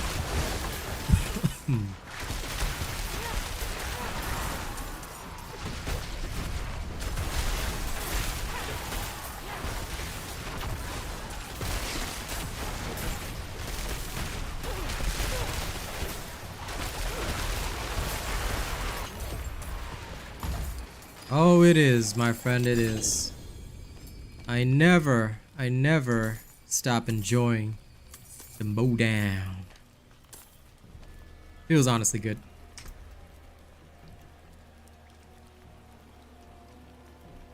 Now the search for ideal stats will continue. And I shall find them eventually.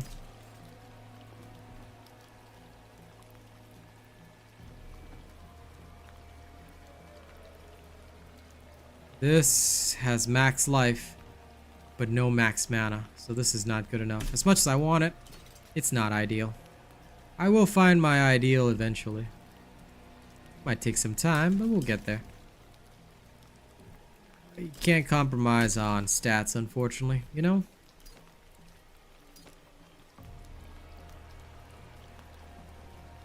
That's the way it goes. Stats are just too crucial.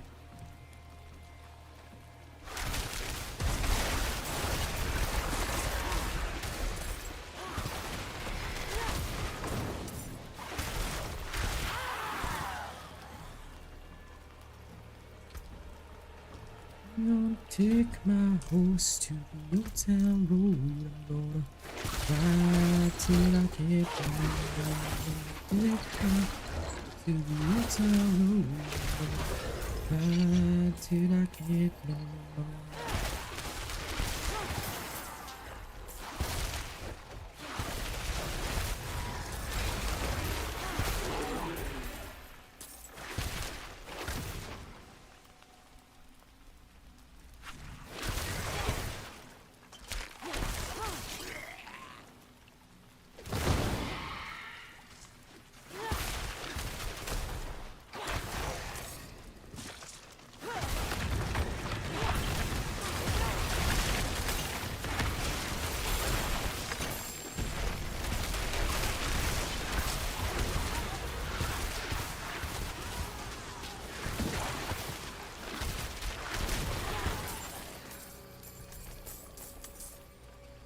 Sometimes nothing better than the feeling of, you know, ice sharding multiple enemies.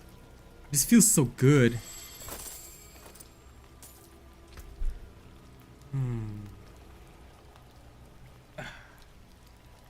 I'm also still searching for like perfect armor.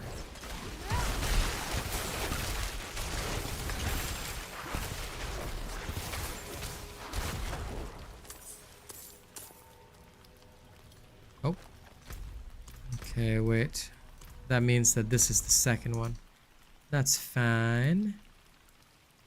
Let me just remember something.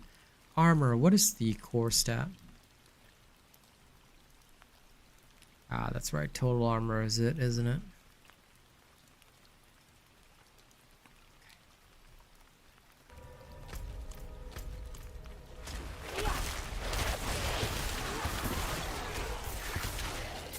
I'll just need one with damage reduction, max life, and then I can roll total armor on it.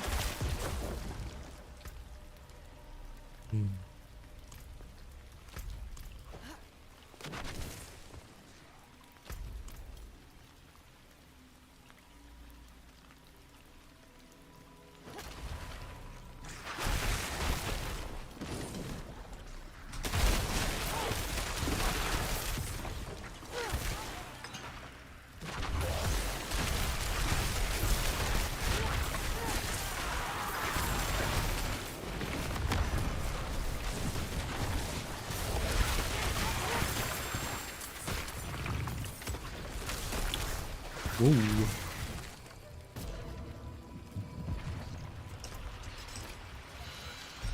Come on.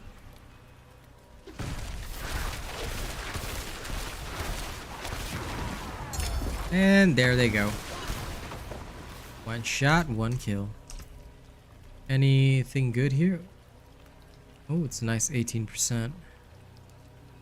But it's from the earlier levels, so I'll save that. Let's focus. This focus is technically better, but I'll wait till one that's even more perfect rolls. Since I got maxed out cooldown reduction, I really can't complain. Unless the focus that I get eventually drops at like 800 plus. That would be even more perfect.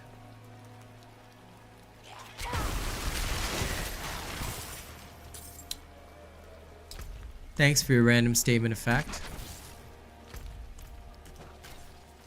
Okay, let's head back up. And there's my statue. Alright, come along, statue. Let's go have some fun, shall we?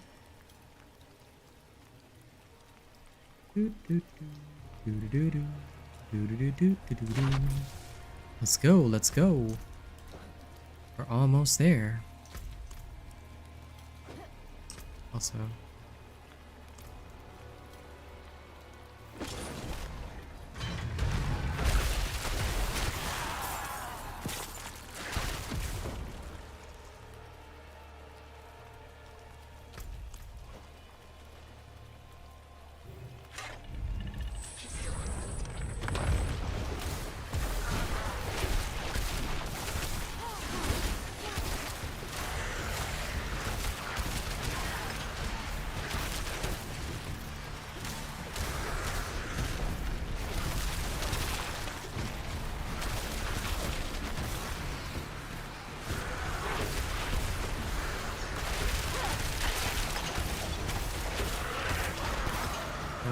Easy.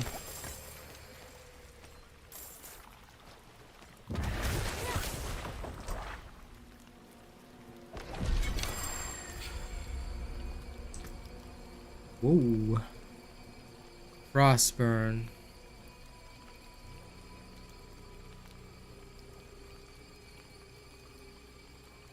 Ancestral unique gloves. You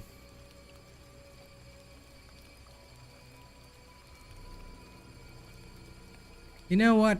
Just for fun, I might use the Frostburn for a bit. Oh hey, I got the Oculus too. This is a unique wand, is it? 9 ranks of teleport. What? What? Oh lord. Yeah, I heard about this. 2 uniques at once, huh? That's hilarious. Hey, what's up, Juan? How you doing? I got 2 unique drops, and they are the Oculus and Frostburn. I will actually try out the Frostburn for the giggles, because it does come with crit strike chance. That, and I just think it'll be hilarious. Because I do extra damage to Frosticles people, and I do have extra mana regeneration, so let's try out the Frostburn for a bit. I might lose a little bit of extra... power, but... let's try it, yeah? Okay, let's put the Frostburn in. And I'm gonna keep my 2 uniques into the... oh. That's right, let me quickly dump all these. That's you then. I'll keep my 2 uniques in the stash. Junk 1, junk 2. These can be junked as well. Let's head to the stash. How you doing today, Juan? I'm gonna try out Frostburn as a glove and see whether or not it will actually be of any benefit to me. It might. You can't be serious, Thomas. Okay. Let's put away this. Refinement of Infinite. A couple more of these. Surely you understand that. It's level 301. 16.5%, but with a bit more armor. I will put it in here. Actually, you know what? I'll save it. I'll save it first until I get an ancestral ring. Best not use that right now. These other 2 I'll just leave in there. I'm feeling okay. I've played the Druid before, Mrizzle, but I haven't actually played it this season. I will, but I'm focusing on the Sorcerer and Necro first. Yeah, farming hearts can always take some time, but it's a good breather sometimes to just farm some hearts. Right now I'm rushing nightmares, but technically speaking, I can also do some heart farming. I tend to do them toward the end of the stream though. Right now I'm on my hardcore nightmare grind.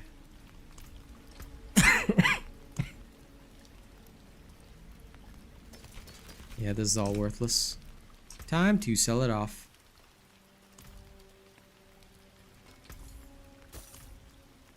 Alright, now let's try the Frostburn in actual combat. Will it be good or will it be bad? I'm eager to see it, you know? Nostrava Deepwood, here we go. Kind of excited, kind of excited. And hey, my day's been pretty blessed, you know, Moe tipped and Zane super chatted, so I'm happy today. Got a little bit more for the rent and for the family, so I'm always happy when that happens.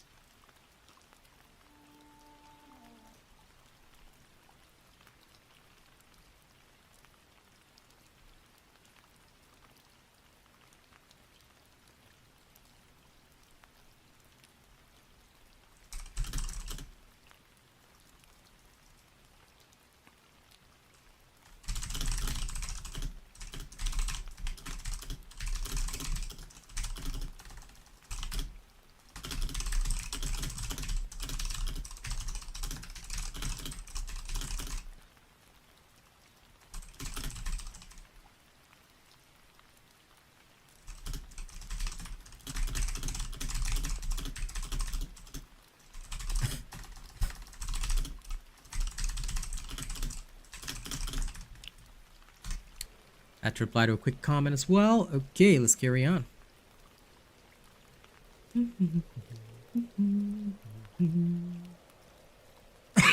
Excuse me. Okay, I'm eager to try this Frostburn. Let me take some damage first. Oh, it wasn't a cursed. I was hoping it was a cursed shrine, but it wasn't.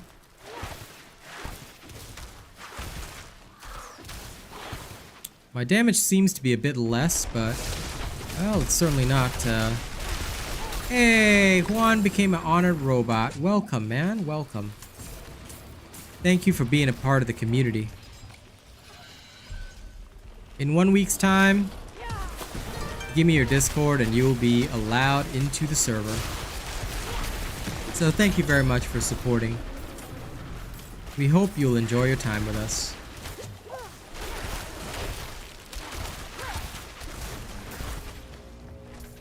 Always good to see more people supporting the content. Thank you.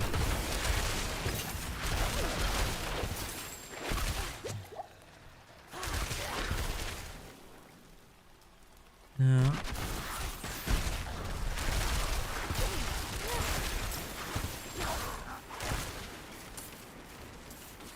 okay.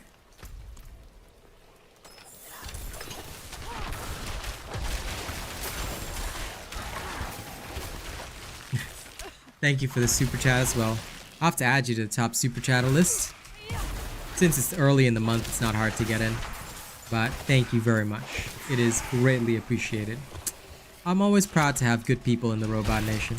Thank you for supporting my content, my friend.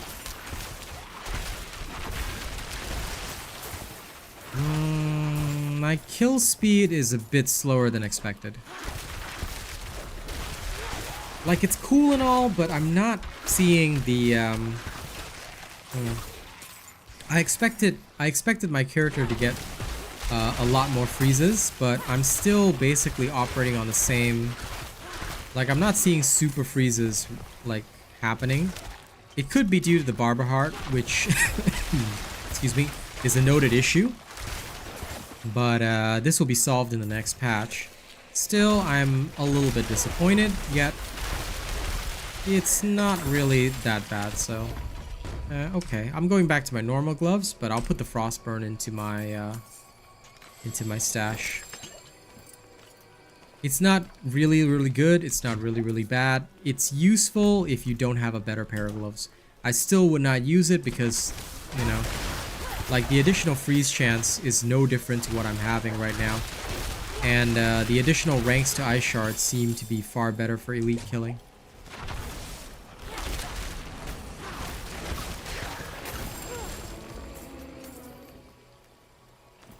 Take note right now that Barber Heart does prevent some on-hit effects, but only some.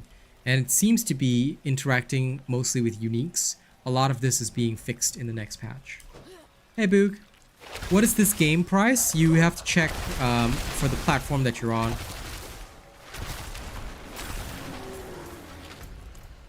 For PC, you can check through Battle.net. But do take note that it is a new release, so it should run you about 60 to 80. I can't remember the exact price.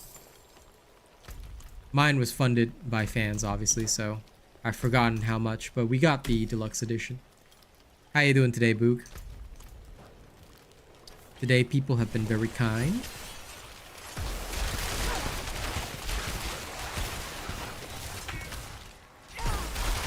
So bills are looking very covered this month. Which means I can probably stream another month safely. Let me hit that lever.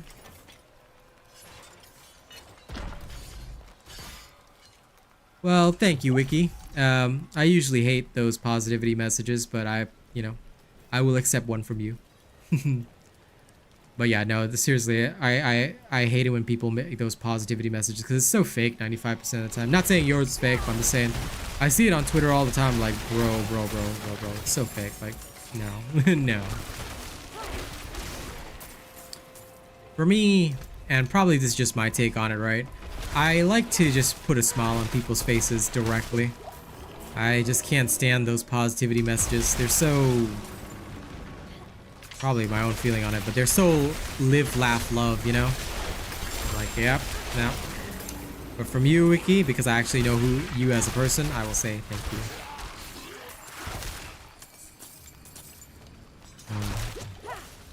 The Twitter messages are they're next level sometimes.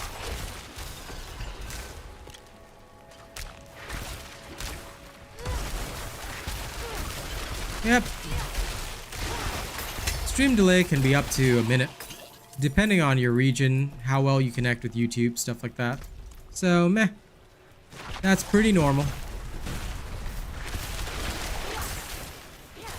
Hello, Jack Reaper, but please call me Robot.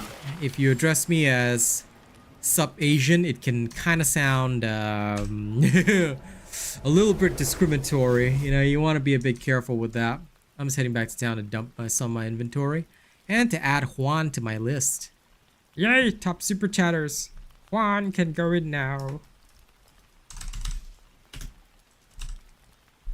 Yay.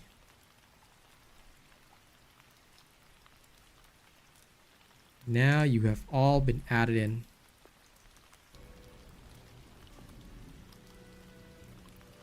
But yeah, just call me Robot, man. It works a lot better. And, you know, prevents anybody from wilding and being all like, Okay, this wand is really good. So I'm going to try and roll for a good stat on that wand. That wand is perfection.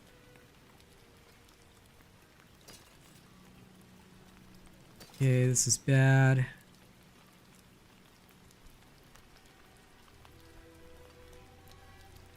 Ow, my butt. Okay, my butt feels better now. Sorry, I gotta sometimes move around, you know. If you sit in one place for too long, your butt will be in a butt situation. Okay, the rest of this can go. Then let me fully upgrade this shenanigans. Okay. The damage over time, we're gonna adjust that. Excuse me. And we're gonna try and roll vulnerable damage on it. If we can, we're in a good situation. If we can't, then we shall be miserable. Toss that out. No witchcraft here. Only honest magic. Vulnerable damage. Okay, intelligence first. I'll take that.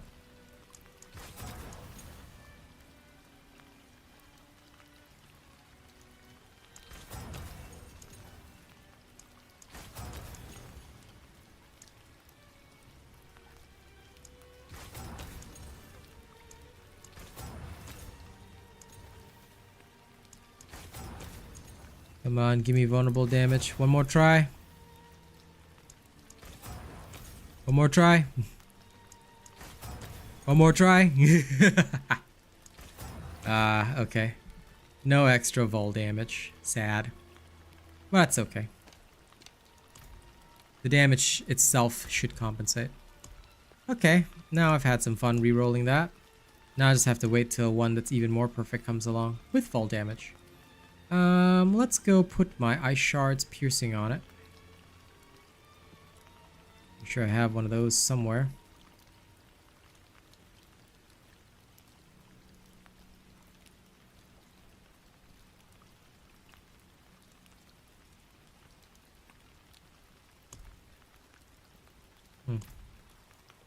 Do I not have a better ice shards thingy on it? How do you re-roll? You go to the enchanter. Go to the enchanter and just the last tab at the enchanter will be that. Okay, let's go see. Yeah, there we go. There, I knew there was one of these. Take that out. We'll go extract the aspect and then we'll put it onto my wand. No problem, Mo. Happy to help. Shame to lose a little bit of the vol damage, but you know, that's how it goes. Extract. Then we put it on. Sing. Now we'll have to delete the old wand.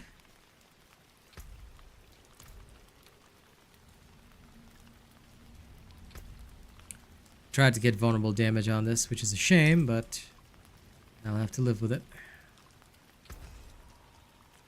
Now we sniff this. Okay.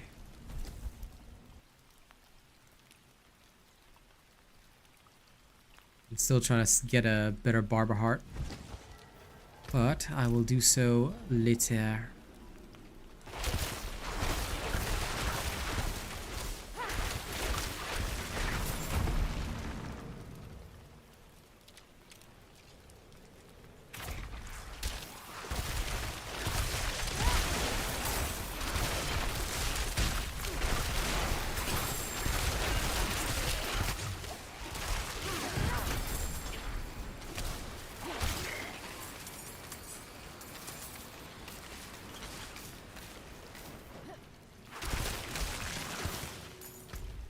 Boom.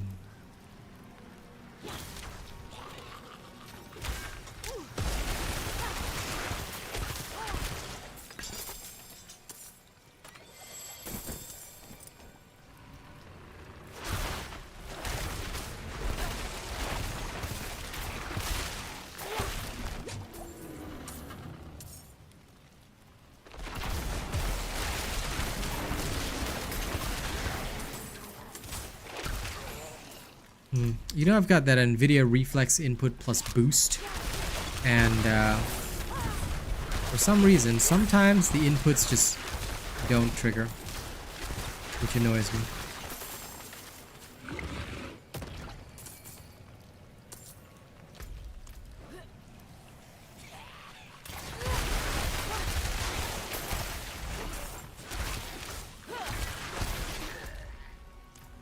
Oh, monsters take 60% less damage from critical strike. I was wondering about that. I mean, it's not a big deal, but still. I was wondering.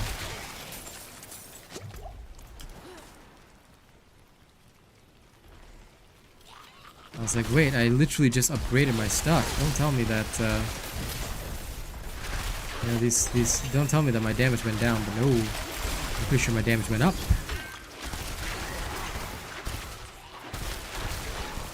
It's about to go even higher. Okay, I need this one, and then it'll go down here. Grab these. Down here, grab Glyph.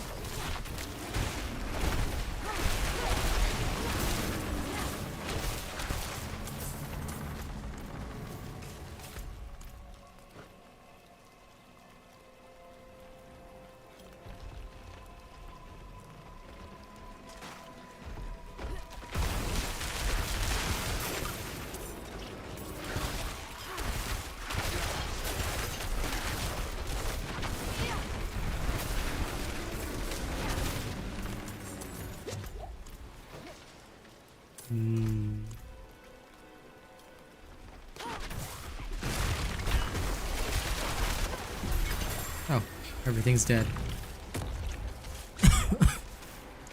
Wow, that was a fast dungeon. To be fair, I was not expecting that to go that fast. Okay then.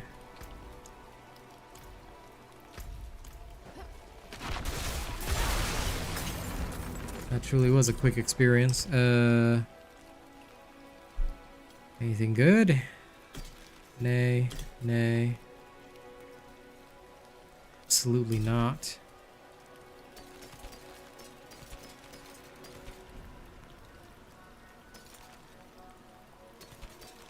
All of this is going in for sales. Why? 'Cause moolah. Actually, wait, I better not sell the legendaries just yet. Having those extra shards will be very helpful. Okay, back to town. Yeah, me too. The Sorceress teleport is nice. It does. Like, definitely. I love it.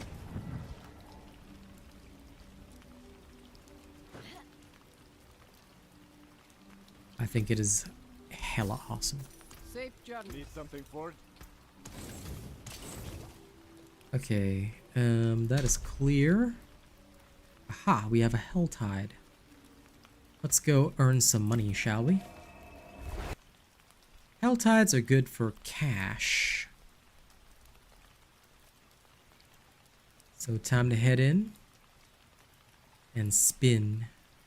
Spin to win.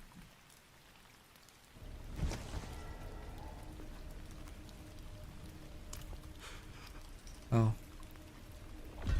Randomly completed the side quest too. Poor fella. Hey Mari, what's up? Welcome, my friend. Whoa. Okay. I admit, this new wand and focus feels pretty good.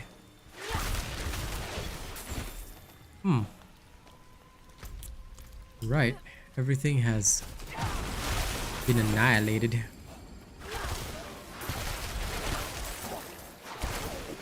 The feeling when you one-shot your enemies that hard. Whoa.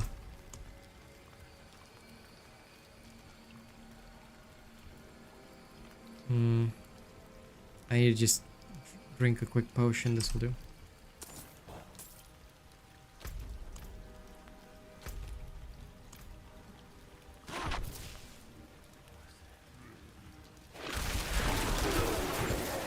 Yeah, go ahead.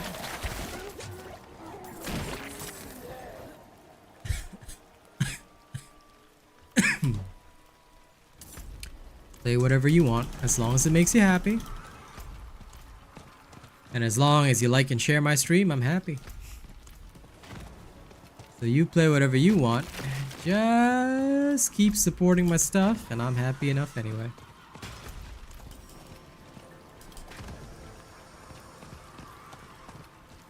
Oh ho.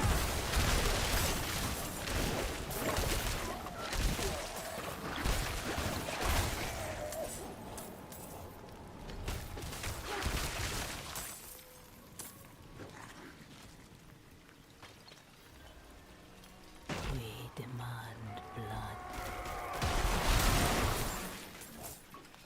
Okay.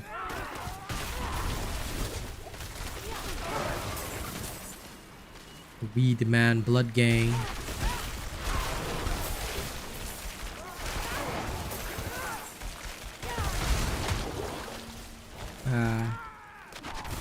Let's move them all over.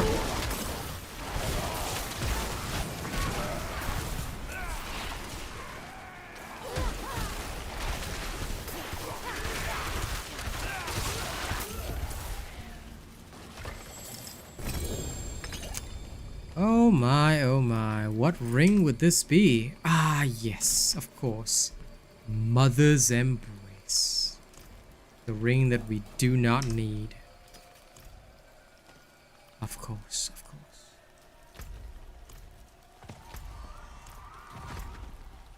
The only unique that can disappoint me in this game. You never thought to like and share? If you don't do that, Mare, then I'm very disappointed since you've been here at my stream for quite some time. Always like and share the stream, bro. If you like your streamers, you know, you like using me as background noise, it's totally cool, but you gotta share me out, man. Of course. It's me we're talking about. Of course it's gonna be fast. I am the fast and the furious. You know, we're all about family. That's why you gotta be liking and sharing for the family, okay? If you don't like and share for the family, then...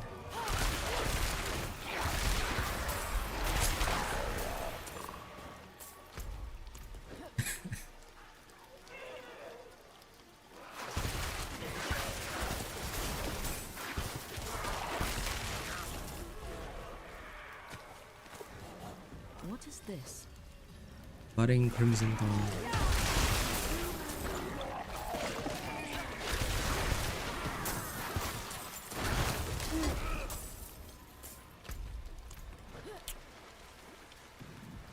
I know you did. Now, did you like and share the stream already? Huh? I'm gonna extort you for that like and I'm gonna extort you for the like and share.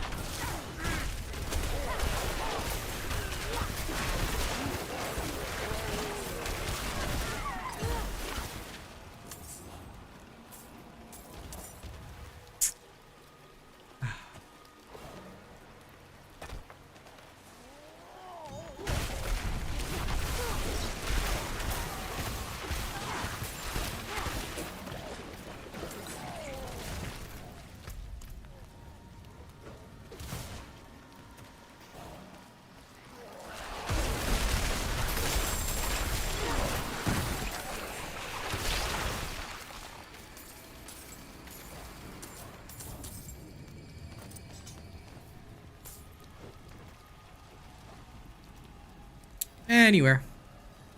Any social media. And listen, I don't buy the crap that people don't have social media. Everyone's got social media, my friend. So it doesn't matter you got 0 followers, just throw it somewhere. Because all that matters is that you actually share it. That's it. Like, YouTube doesn't care how many followers you have on social media or if like anybody interacts with your post. It literally doesn't matter. All that YouTube cares about is that you're sharing it on social media. It can be anywhere, any platform, anytime. Follower count doesn't matter. Just dump it somewhere. However, I recommend Twitter. Twitter is usually the best place. Reddit can be a bit weird. Twitter is usually the best. Twitter, Facebook, throw it somewhere. If you throw it somewhere, I'm happy.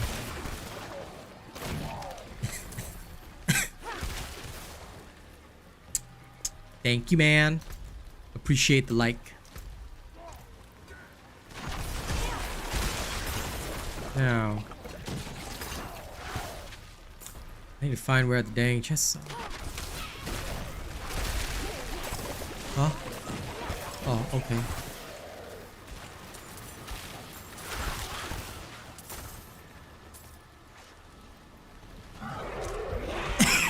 Excuse me.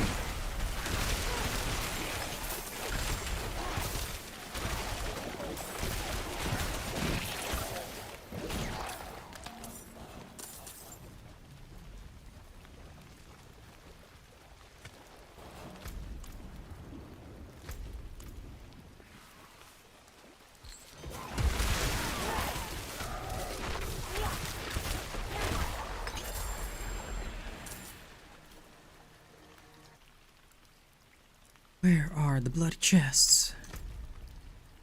Okay, the one up top is here. So let's make our way there.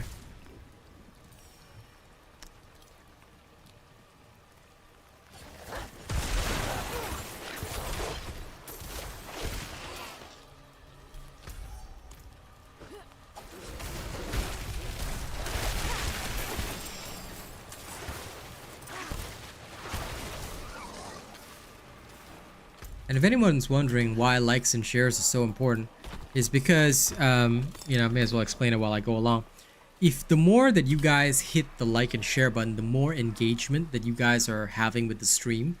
Of course, you know, like super chats, donos are all important, but those cost money, and not everybody can afford them at any one point in time.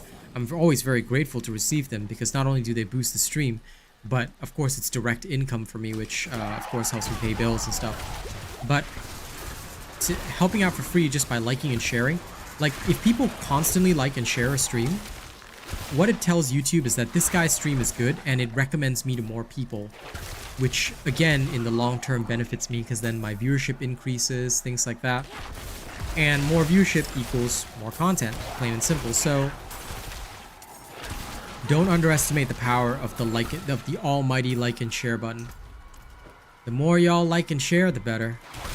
And the best part about sharing is that you can share multiple times. The limit is once per hour, but like if you did like once every 3 hours or something, like that totally counts as well. So as long as you just don't spam more than 1 time per hour, it's fine. But yeah, those shares are also excuse me, very, very helpful. So that's why I'm trying now to encourage more people to just like and share the stream. Even if you got no followers, it wouldn't even matter. As long as it's out there in the social media internet, you know, somewhere, it helps. And those are big, big benefits for streamers. And like I mentioned, they are one of the best ways to help for free. So right now I'm just trying to encourage more people to do that so that we can keep growing.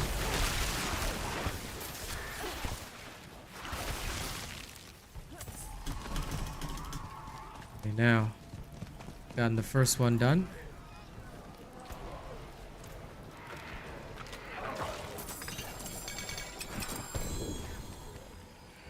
Wow, this chest was crap. Wow, that was such a bad chest. I've literally never seen a chest that bad. Hello, angler. How you doing today?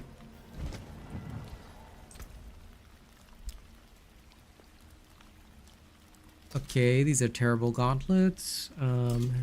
Definitely do not want these. No. Nope.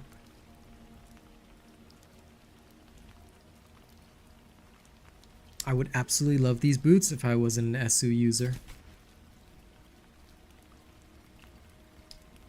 And they still need to be maxed out before I'll give up my awesome SUs.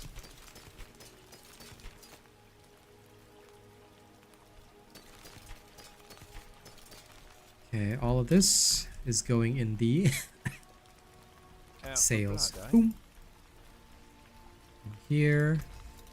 Get rid of this and this. Okay, my character's finances are recovering. Oh, that's right. Come back if you need the forge. What's up, Snow? Of course.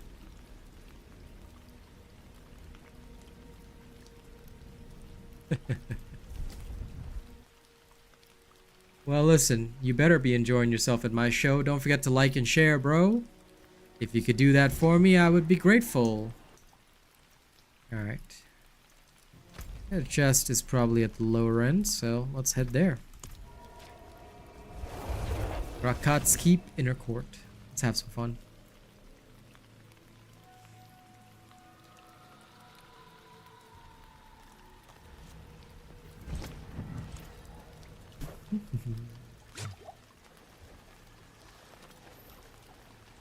Thank you.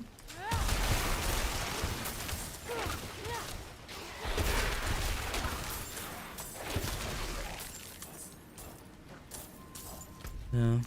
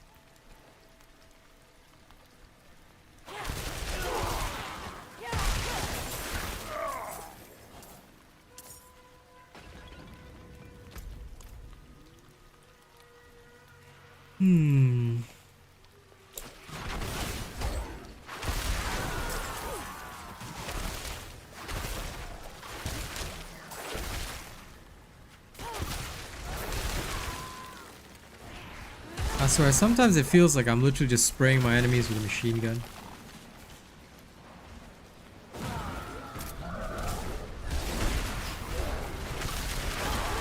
Dude, I've been waiting for the butcher and he just stopped showing up Ever since that day, like, ever since that day where I whooped his ass like 3 times in a row. Remember when I got like 3 butchers and 3 dungeons?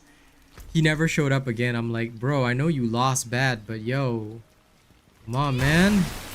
You gotta show up so I can kill you more. You can't just give up like this. That's not right.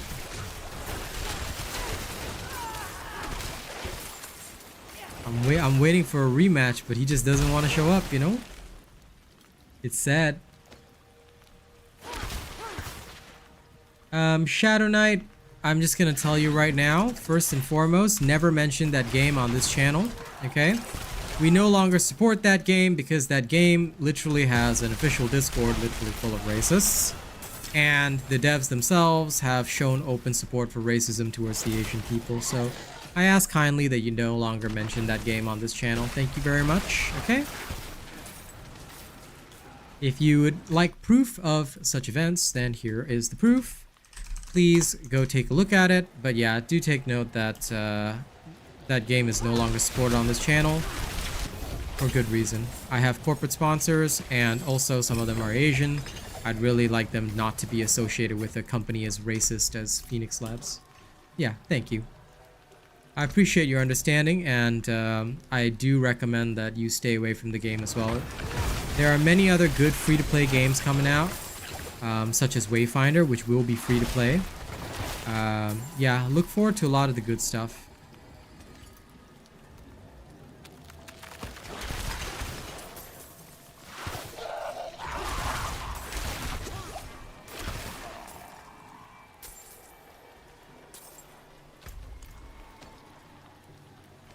Because there's way, way better games out there.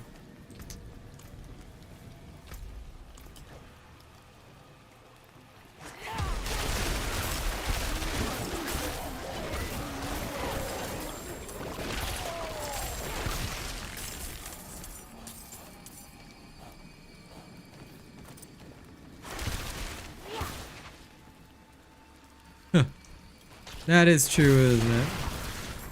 But you haven't fought him this season? That's crazy. And he always hunted me in the early levels. Then I got my revenge in the later levels. But I guess that's just how RNG is. Sometimes you will encounter him, sometimes you won't.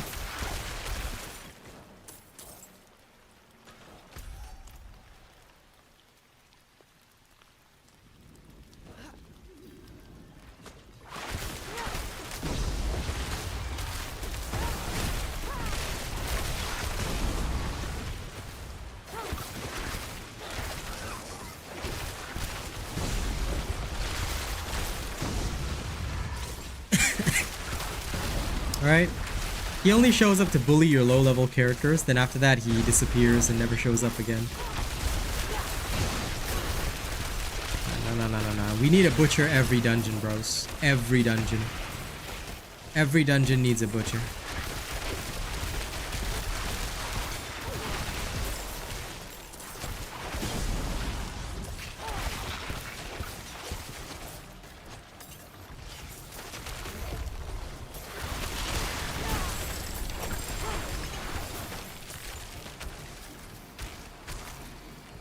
Hey, Rider Heel, how you doing?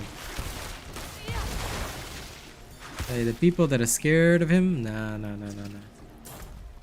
They need to suffer more so that they can, you know, be free of their fear. They need to face their fears.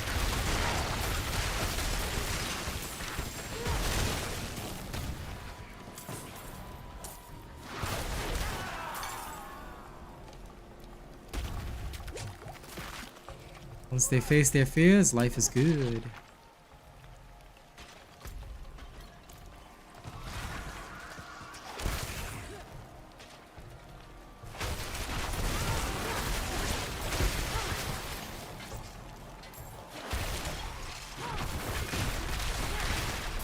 Hello.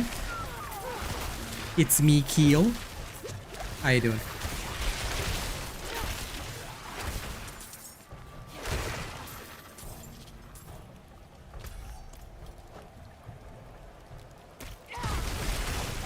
And everyone who's here, don't forget to like and share the stream, yeah? If you haven't already.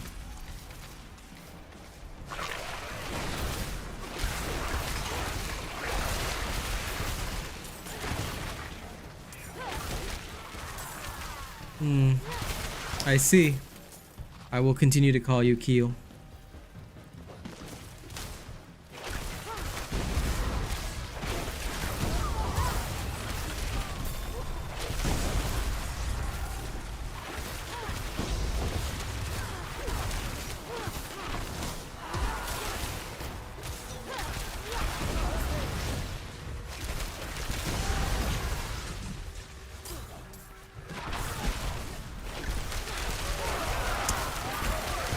It's good that you've accepted your fate.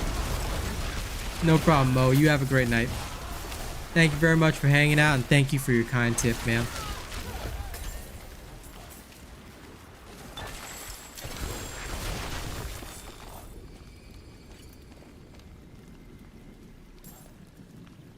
Okay, great. This way.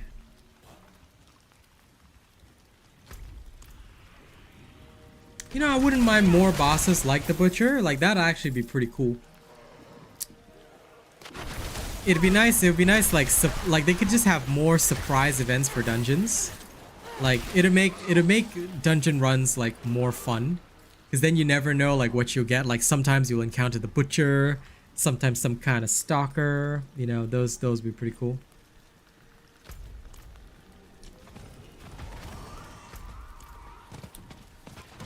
No, I am not. I have no interest in that, Shadow Knight. Though if you knew me well, you'd know that.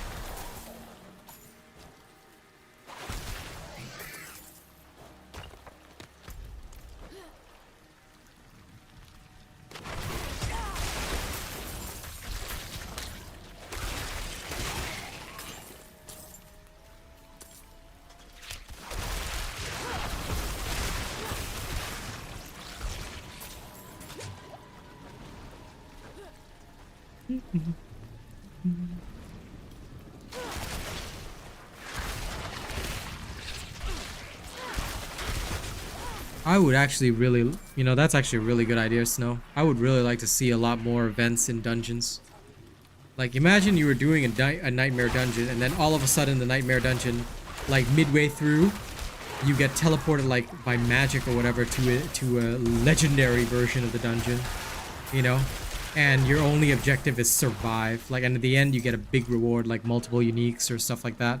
Like, those could be really cool things that would not only improve the gameplay, but it's the one thing that I find that Warframe did right, but no other games ever, you know, take inspiration from.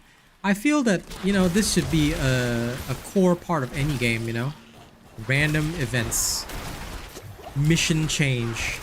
You know, objective change. All of a sudden, emergency situation. Like, that would make... It would add a very realistic feeling to a lot of games, because right now, we're all adventurers that feel very comfortable. You know, we're all comfortable with our situation. We know that, hey, you know, nothing bad's gonna happen. At most, there's gonna be a minor problem here, maybe a minor problem there. You know, it's not a big deal, right? But then, if we had, like, a true emergency situation, maybe players would, like, be on, you know, they'd have a little more tension during the dungeons, which would make them more fun. It's like, while you're running halfway, oops, you know, big situation occurred. I think that'd be pretty cool as a system.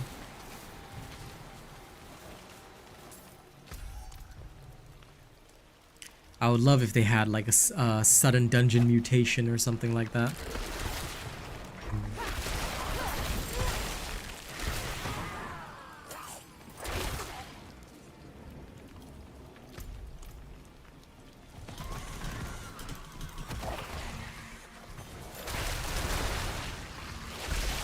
Everyone just calls me Robot, dude. And you're new to the channel, huh? Tell me. How did you discover the channel? And what are you here for, Keel? I know you're Kyle, but I'm still gonna call you Keel. So tell me. Talk to me. Let me get to know you, Mr. Keel.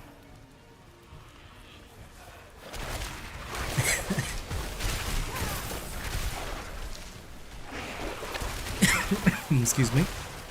Excuse me. Still sick. But yes.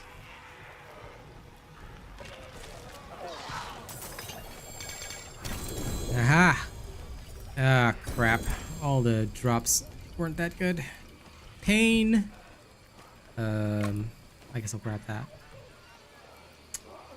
Do I really want the rest? You know what? Let's take it. Let's take it. Back to town. Hey, famous. Good health now. I'm still dying, but I'm a little bit better now. Yes, famous. Thank you. But no, good health. I'm still far from it, but getting better. Getting better.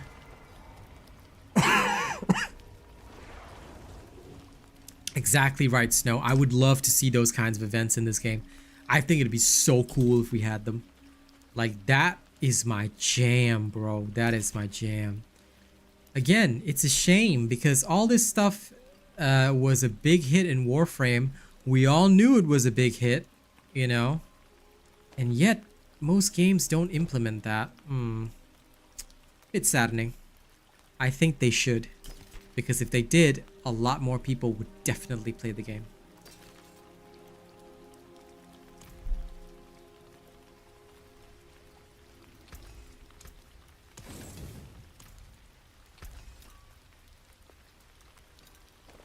I don't know about Dark and Darker. Honestly, never touched that shit. But if they have that, that's pretty cool.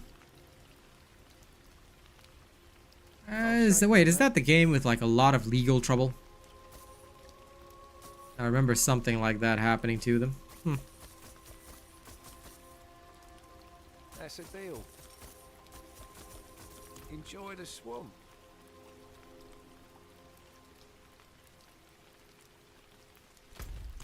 I hope you move well, famous. I hope you move well. Carlo, now Alright, Leah, stay safe. There's something out there killing us and no one will do anything. Let me extract this. Very good. Still intact. That way I have all the right aspects that I need.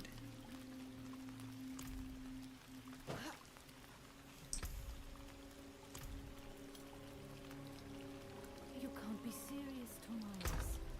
Morgan's folly is lost. Noise. Going back is... Oh, you were talking about the atmosphere. The only thing I remember about that game is the legal trouble.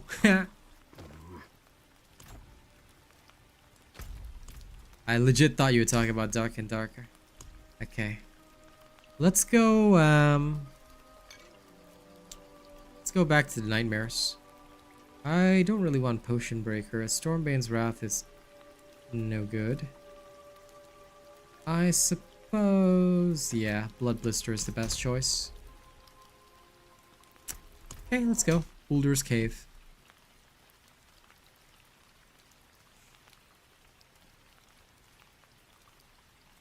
I swear, Helltides are literally just for me to restore my potions. To restore my consumables. I meant consumables, but yeah. It is better today than it was yesterday, at least. But I'm still dying inside. I'm doing my best not to die. But the internal death is happening slowly.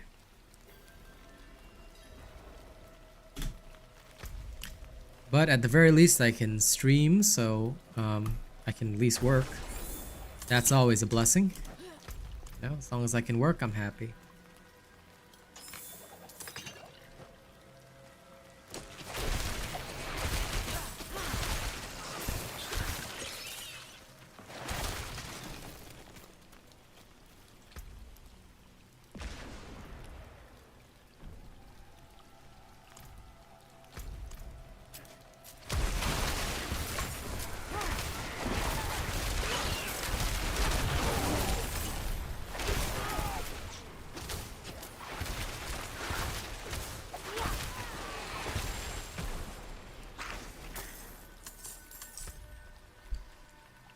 Oh, what have we here?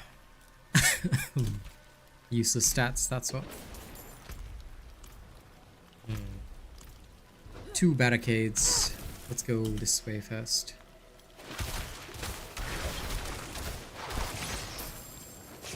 Bing bing.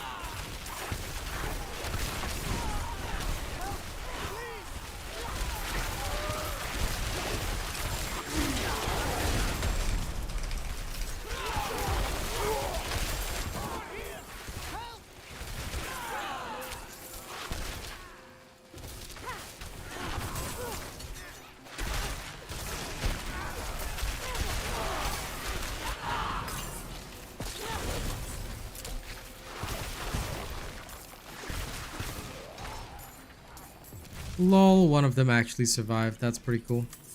Here, you deserve this. Damn right, I deserve it. Let's go see.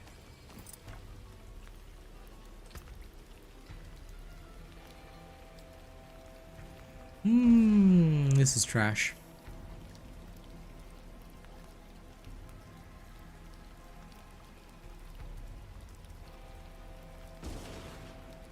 No, not good enough stats.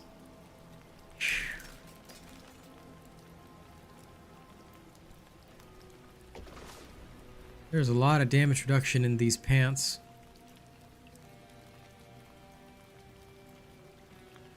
But I have better, so meh. Yeah, I know, right? One survived. That's already legendary. That is beyond impressive. Okay, let's go.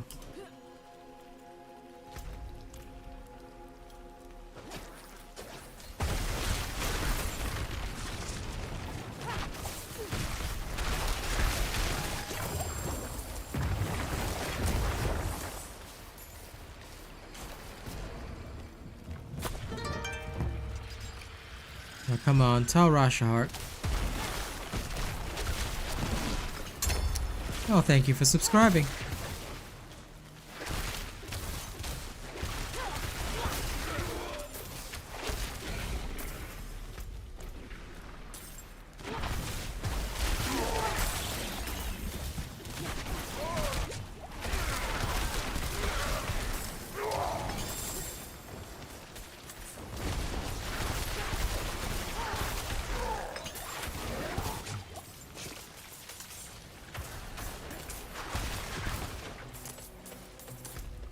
Thanks to many of you sharing and liking.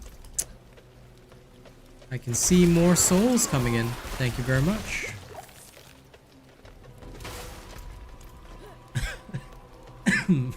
Excuse me.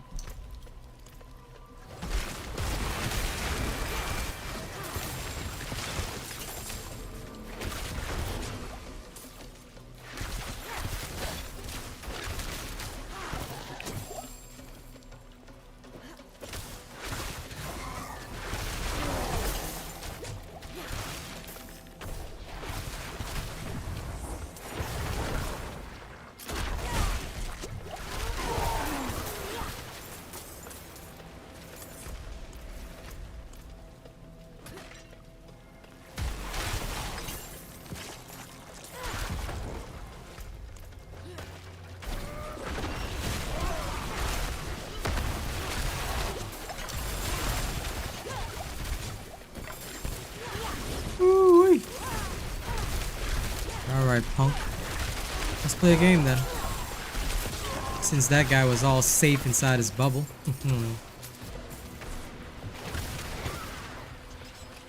Alright. We ready, punk? It's called you're doomed. Don't even try me like that, bro. Don't even try me.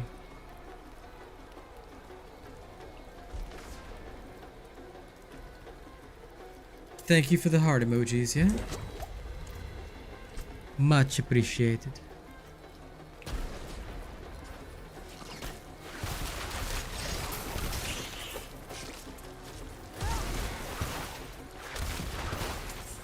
Ah, no max mana. Sad! This was a really good roll. But I need the max mana. Damn it. Such a shame. That was close to perfect roll. This is no good. The rest of this is no good. How sadly sad. Okay, onward.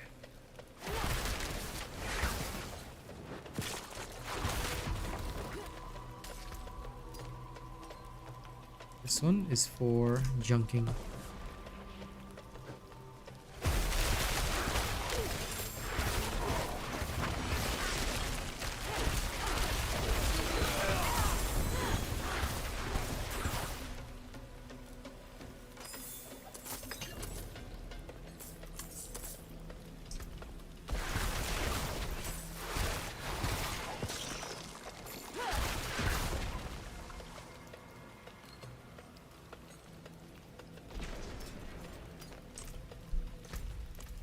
Those boots are no good. Please.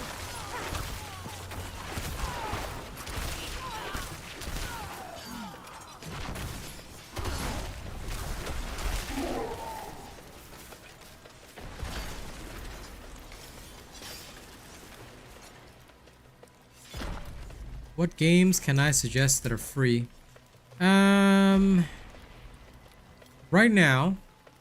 Right now, the only one that I've worked with before is World of Warships. In fact, I think I still have a newbie code for that. So, if you go look at my World of Warships review, there's a code in there for new accounts if you want to register and play that. It gives you a nice starter pack for free. That's all sponsored by them in collaboration with my channel. So that's one. Other than that, Wayfinder is coming out, but it's not out yet. There is a beta coming, but I believe that we have to be founders in order to participate in that. So that's coming mid-month. To be honest, there are several. I think there's another beta coming up for Arkfall or something like that. Ashfall. Let me just Google that for a second.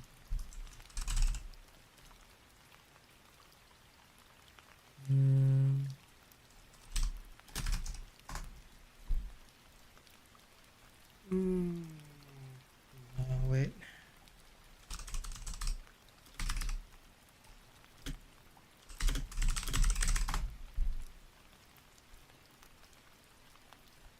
There's a new game that's coming soon. I just can't remember what the hell it's called.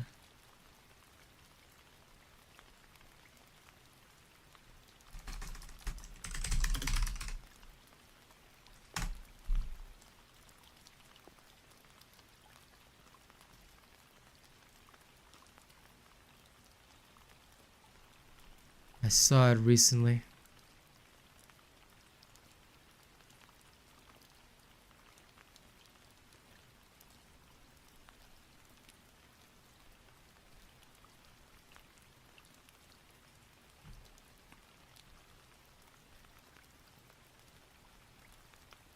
Go directly there.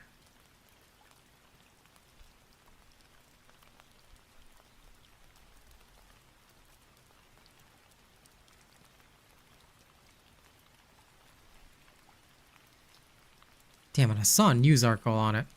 This is gonna bug me now. Because I know...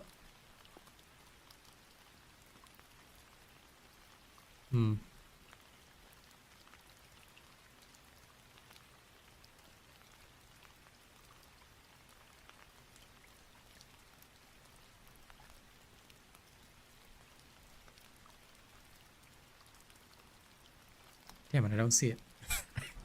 Weird. There are several others, but most of them are coming out later in the year.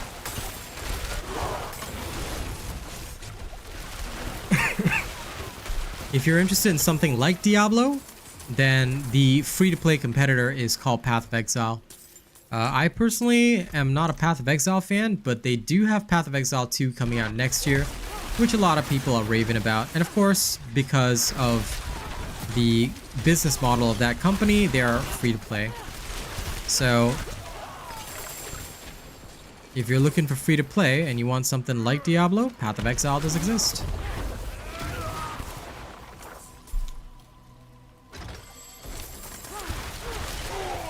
Honest to God, there are a lot of free-to-play games in the market, but I am mostly corporate sponsored, so corporate or viewer sponsored, so I rarely play the free-to-play stuff.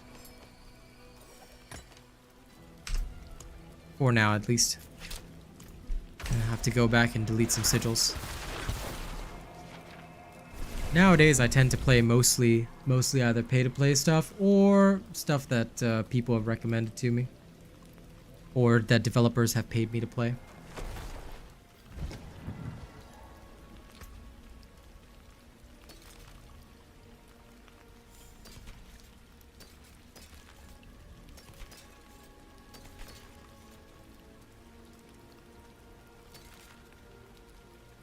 But I would generally say that anything new that's free to play is mostly coming next year-ish. Next year-ish or later in this year.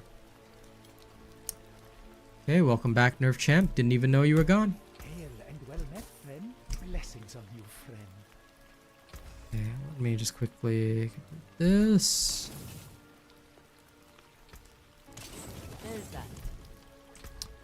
Now, let's go get rid of some sigils as well. Gonna clear from the back and then go pick up some more.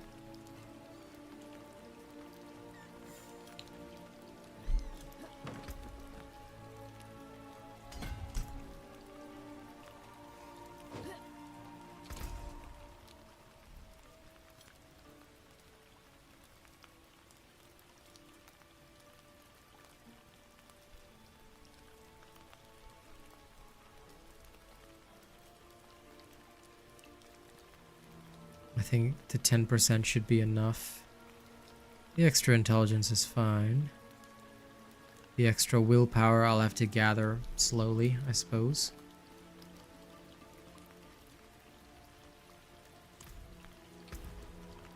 Okay.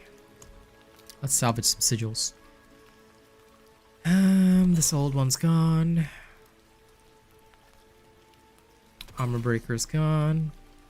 Potion breaker's a no-no. Armor breaker's a no-no. Cold resist. That's a bad one for me. Potion breaker's a no-no. Let's avoid that. Oh, armor breaker. No, thank you. Okay.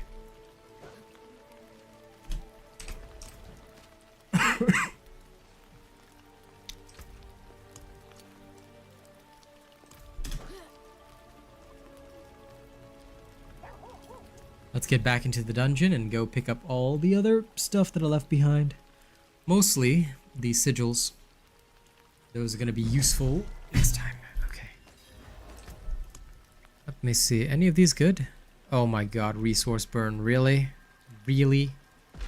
Ah, that's terrible. I hate resource burn. It's usually bad. They're going to remove those though, so I wonder what will happen with the sigils that already have those affixes if you didn't delete them. I'm actually curious, like, are they going to edit them or change them?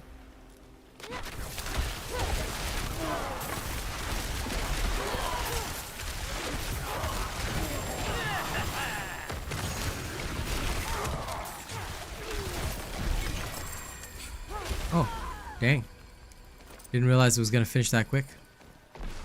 Alright then. But I got some more sigils. Yay! Let's allocate XP to destruction. This dungeon is 100% done. Back to town.